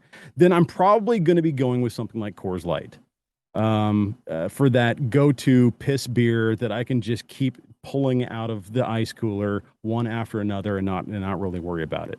PBR would be my go-to. That's a close second for me. It changes. I don't really drink too many light beers anymore, but I like Coors. It's local for me. And PBR are my go-to. What I started drinking recently? Rainier. I like Rainier. It ain't There's half one bad, liquor store man. by me where I can pick it up. There's been some hot days here, and I've been doing yard work and stuff like that, and an IPA after several hours of yard work is just maybe a little too much. I want something a little lighter than that, and that Rainier actually fit the bill. I got a buddy of mine who that's all he drinks, and so I'll go over there and visit him every now and again, and so I drink a Rainier every now and again. Okay, I can do that, I suppose. Your stock definitely went up in my book by saying Rainier. Oh, thanks. I appreciate it. What's the best thing you can buy for $10 or the best investment you can make for $10? That's a good one. I would say definitely something that would increase your own skill set. If you could get some sort of a certification for $10, I don't know that there is one. You could get a book for $10. You certainly could get a book that would absolutely make sure that you pass a test for a certification, like a HVAC for dummies or something like that. You get one of those books for $10 or something like that, used on Amazon or whatever. Absolutely, do something to increase your skill set. I can't tell you how much being a jack of all trades has helped me in so many facets of my life and in so many different career paths. Jobs that I've had where I just so happen to have this other thing that I know how to do that nobody else in the company knows how to do. And there's a customer that came in and asked for that, and I can do it or something like that. Or the company's sort of taking this direction, and I just so happen to know about that. You can better yourself for less than you think and for less energy, less money, less everything. And it will pay dividends over your life. You have to fly a flag on your front porch. What is it? I am flying the American flag on my front porch right now. All right, that solves that. I want you to plug something that you are not affiliated with at all. It could be your brother-in-law's plumbing business. It could be this new deodorant that you got that's working really good. Plug something you are not affiliated with. Hot Ones. Have you watched an episode of Hot Ones? Yeah, my daughter and I love that show. So I'm not affiliated with it at all.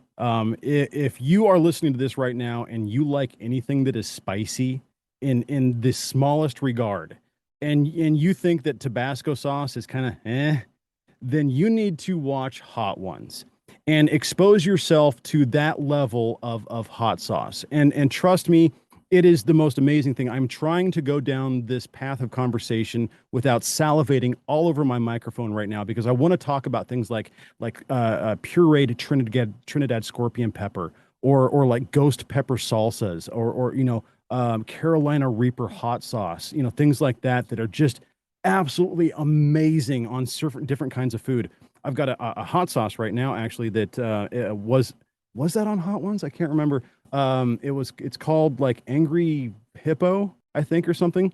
If you've ever had a breakfast burrito in your life, you need to have this hot sauce to put on it. It's made with like prickly pear and strawberry and Carolina Reaper and habanero and all these ingredients that you wouldn't think would be going into a hot sauce at all, but create this very unique, borderline sweet, extremely hot, but without being too hot, while still having an incredible amount of flavor that just so happens to pair perfectly with the kinds of flavors that you find on a breakfast burrito. I cannot eat a breakfast burrito anymore without having this hot sauce. So look for I think it's called Angry Hippo. It has a purple hippo on the label. You can find it on Amazon. They go through batches pretty quick. You may not be able to get it, so keep looking for it after a few months. But yeah, like the bomb that you find on Hot Ones, I think it's like their second from the hottest or something like that. I've got a bottle of that in my fridge right now. I grew my own ghost peppers for a number of years.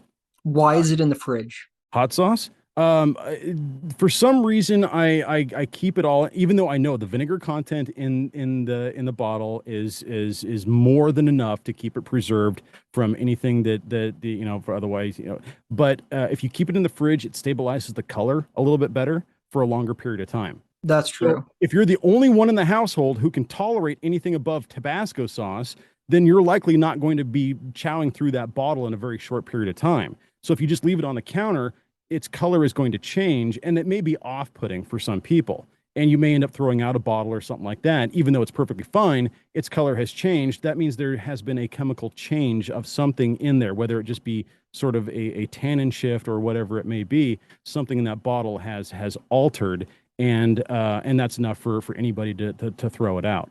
So it's I keep it in the fridge for the sake of appearances more than anything, for the longevity of the color and the consistency of the hot sauce.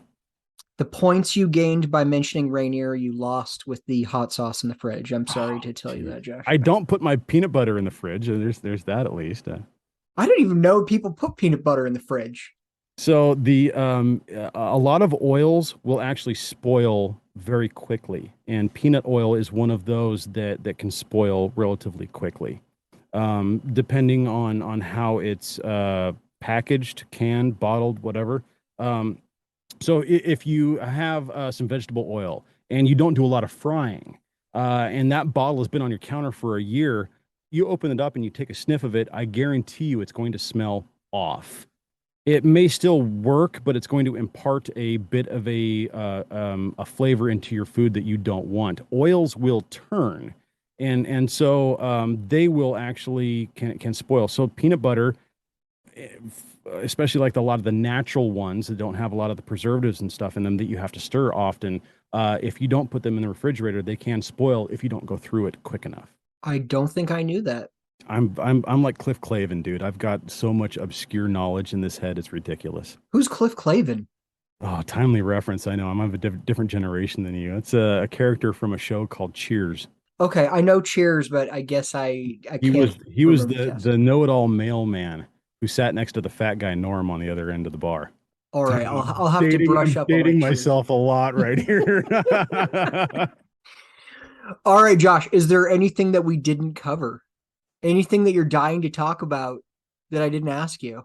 No, we talked about the Jeep Talk Show. I want to make sure that anybody listening is at least checking that out. The Jeep Talk Show is doing a lot of things in 2022. We got some big stuff coming up, and 2023 is going to be our biggest year ever. A lot of stuff that's going to be happening, possibly Easter Jeep Safari.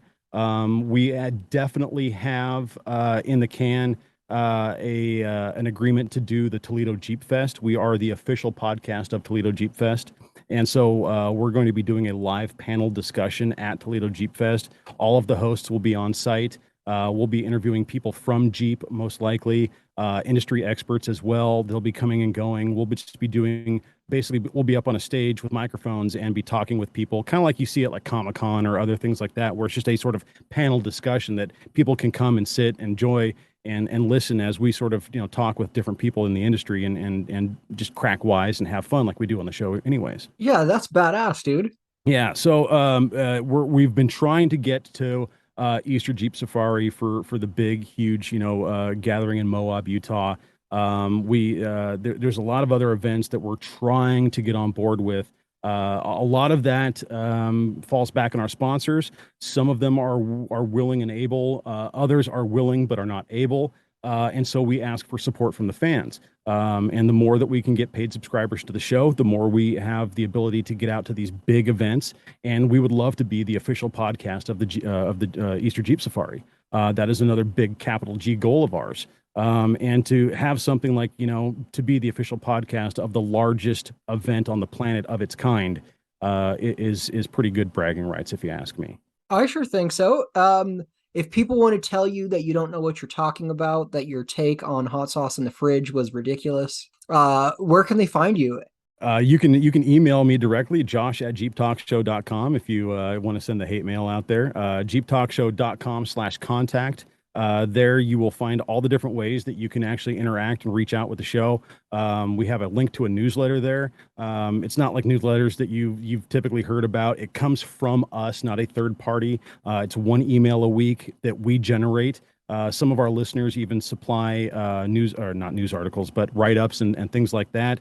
That go in there as well. But there's a lot of inside information about who we're going to be talking to, who we're going to be interviewing, when we're going to be interviewing them, what kind of giveaways we're going to be doing and when. So if you want the best chance of actually winning one of our giveaways that we're doing on a regular basis, sign up for the Jeep Talk Show newsletter. And that not only helps us as far as, getting the word out about the Jeep Talk Show, but helps you out and possibly winning some amazing gear. What if I have a car dealership in Pensacola and I want to hire you to do voiceover work? Well, then you're going to have to reach out to me at Josh at thevoiceofjosh.com. Fantastic. Josh, thank you for coming on. I really appreciate it. It was great to talk to you.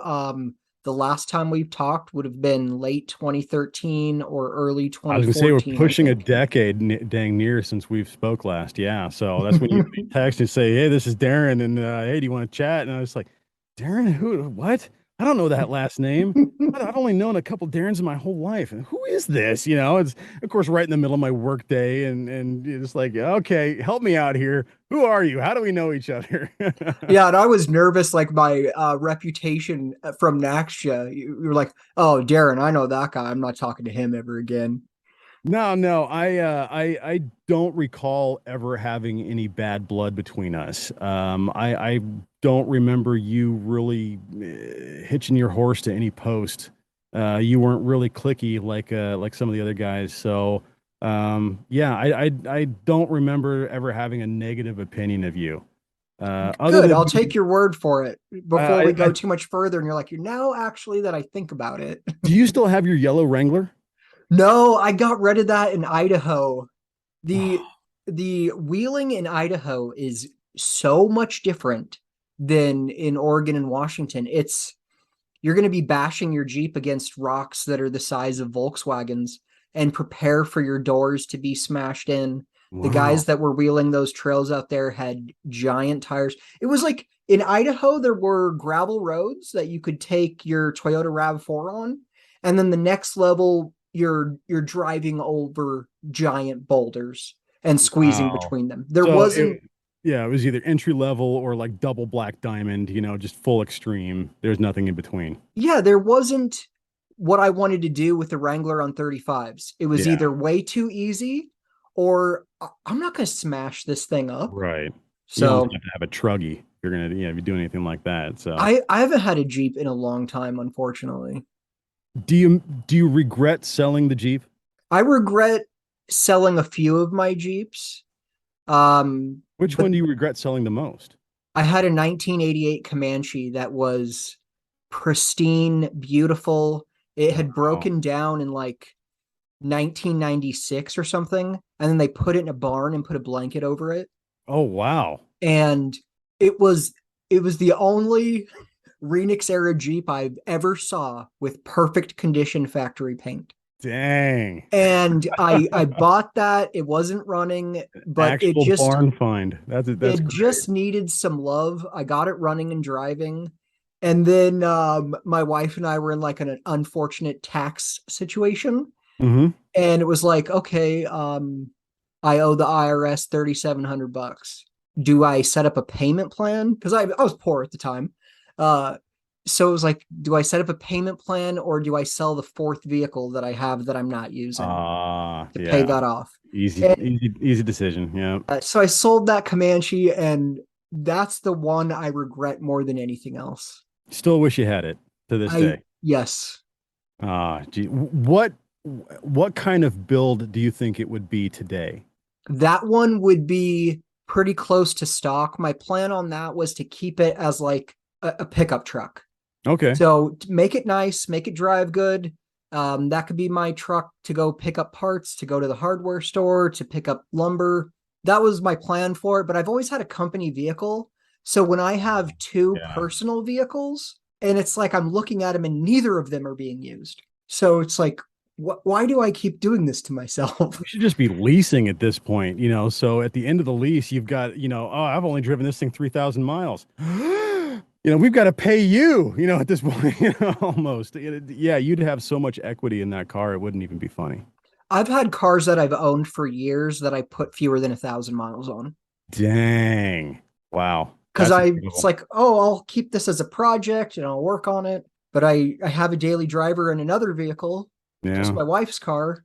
So it's like whenever I get that fourth vehicle, my company car, my wife and I each have one, and I'm buying a fourth vehicle for no reason. So what's the toy now? I mean, do you have a motorsport outlet of some kind right now at all? Not really. I have a Fiesta ST that I really enjoy. Into a drift car or? No, it's just a little front wheel drive pocket rocket. I've always had a thing for tiny cars. So I really liked the Fiesta and the Focus ST. And my friend Ben Holland laughs about this all the time, but I went and looked at a Focus and I was like, it's too big. It's just too big a car. So I got the Fiesta instead. Wow, man. I would have got a Miata, but my wife said no. She's like, we have kids. What are you going to do if you have to drive? When one of the times that my car got stolen, I had to borrow a buddy of mine's fourth car, which was a Miata. I'm 6'3", 200 pounds. Big guy, little car, and it was, dang near spec. And so it was lowered, coilover suspension, it was, my ass cheeks were, I think, about 4 inches off the ground, and so it was an experience driving that small of a car. Coming from a guy who DJ'd his first wedding out of a Geo Metro. There you go. I had a 3-cylinder Geo Metro. And I had that thing for a couple of years at least. And I did my first wedding I ever DJ'd was out of that car. I had to remove both the front and the back seat, and just the driver's seat was left. And I took 2 trips to get all of my gear to the house. Thankfully, it was like somebody's backyard they were getting married in. But yeah, that was out of a dang Geo Metro. I almost bought a Geo Metro 3 or 4 years ago. It was the convertible. Oh, God. A guy in my neighborhood, it was just in his driveway for the entire time I lived there. Drove by it a million times. And then one day I had a for sale sign in it, and I took a look at it, and it was he was asking $1,200.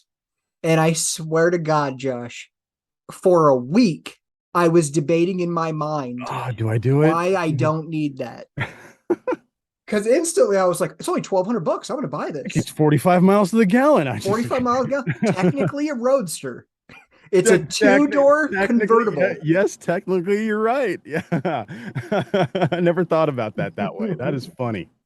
And it was in Idaho, so it was originally yellow, but it had from the sun sort of become like a beige tan and color. That Geo Metro yellow was hideous. I mean, that was like the Lake Har yellow back in the day. That was, not a good yellow. There's some cars that yellow can work on. A Porsche can be yellow. Ferrari can be yellow. Lamborghini all day long. But not a Geo Metro. I'm sorry. Subaru, that's another car that shouldn't be yellow. Oh, I don't know. If you're rocking the convertible, might as well go yellow. I mean, I own it, I guess. Just hot pink. Go all the way. All right, Josh. Well, thank you so much for coming on. It was great to talk to you. And we'll have to do this again sometime. Yeah, anytime you want me back to talk about any subject, I will absolutely give color commentary on whatever it is you want to talk about. So you got a subject and you want to pick my brains? Absolutely. Let's talk again. All right, I'm going to hold you to that, my friend. You bet. Take care. All right, thanks, Josh. Bye-bye. Listen to the Jeep Talk Show. Check out their website, jeeptalkshow.com. Go to thevoiceofjosh.com and hire him to do some voiceover work for you. And go ahead and email him, josh@jeeptalkshow.com. Thank you to Josh Blanchard for keeping the Jeep Talk Show going for over 10 years. Thank you to Russell Colbert for keeping our shows going for 4 years now. I'm Darren Schaefer, and thank you for listening to the Book of Darren.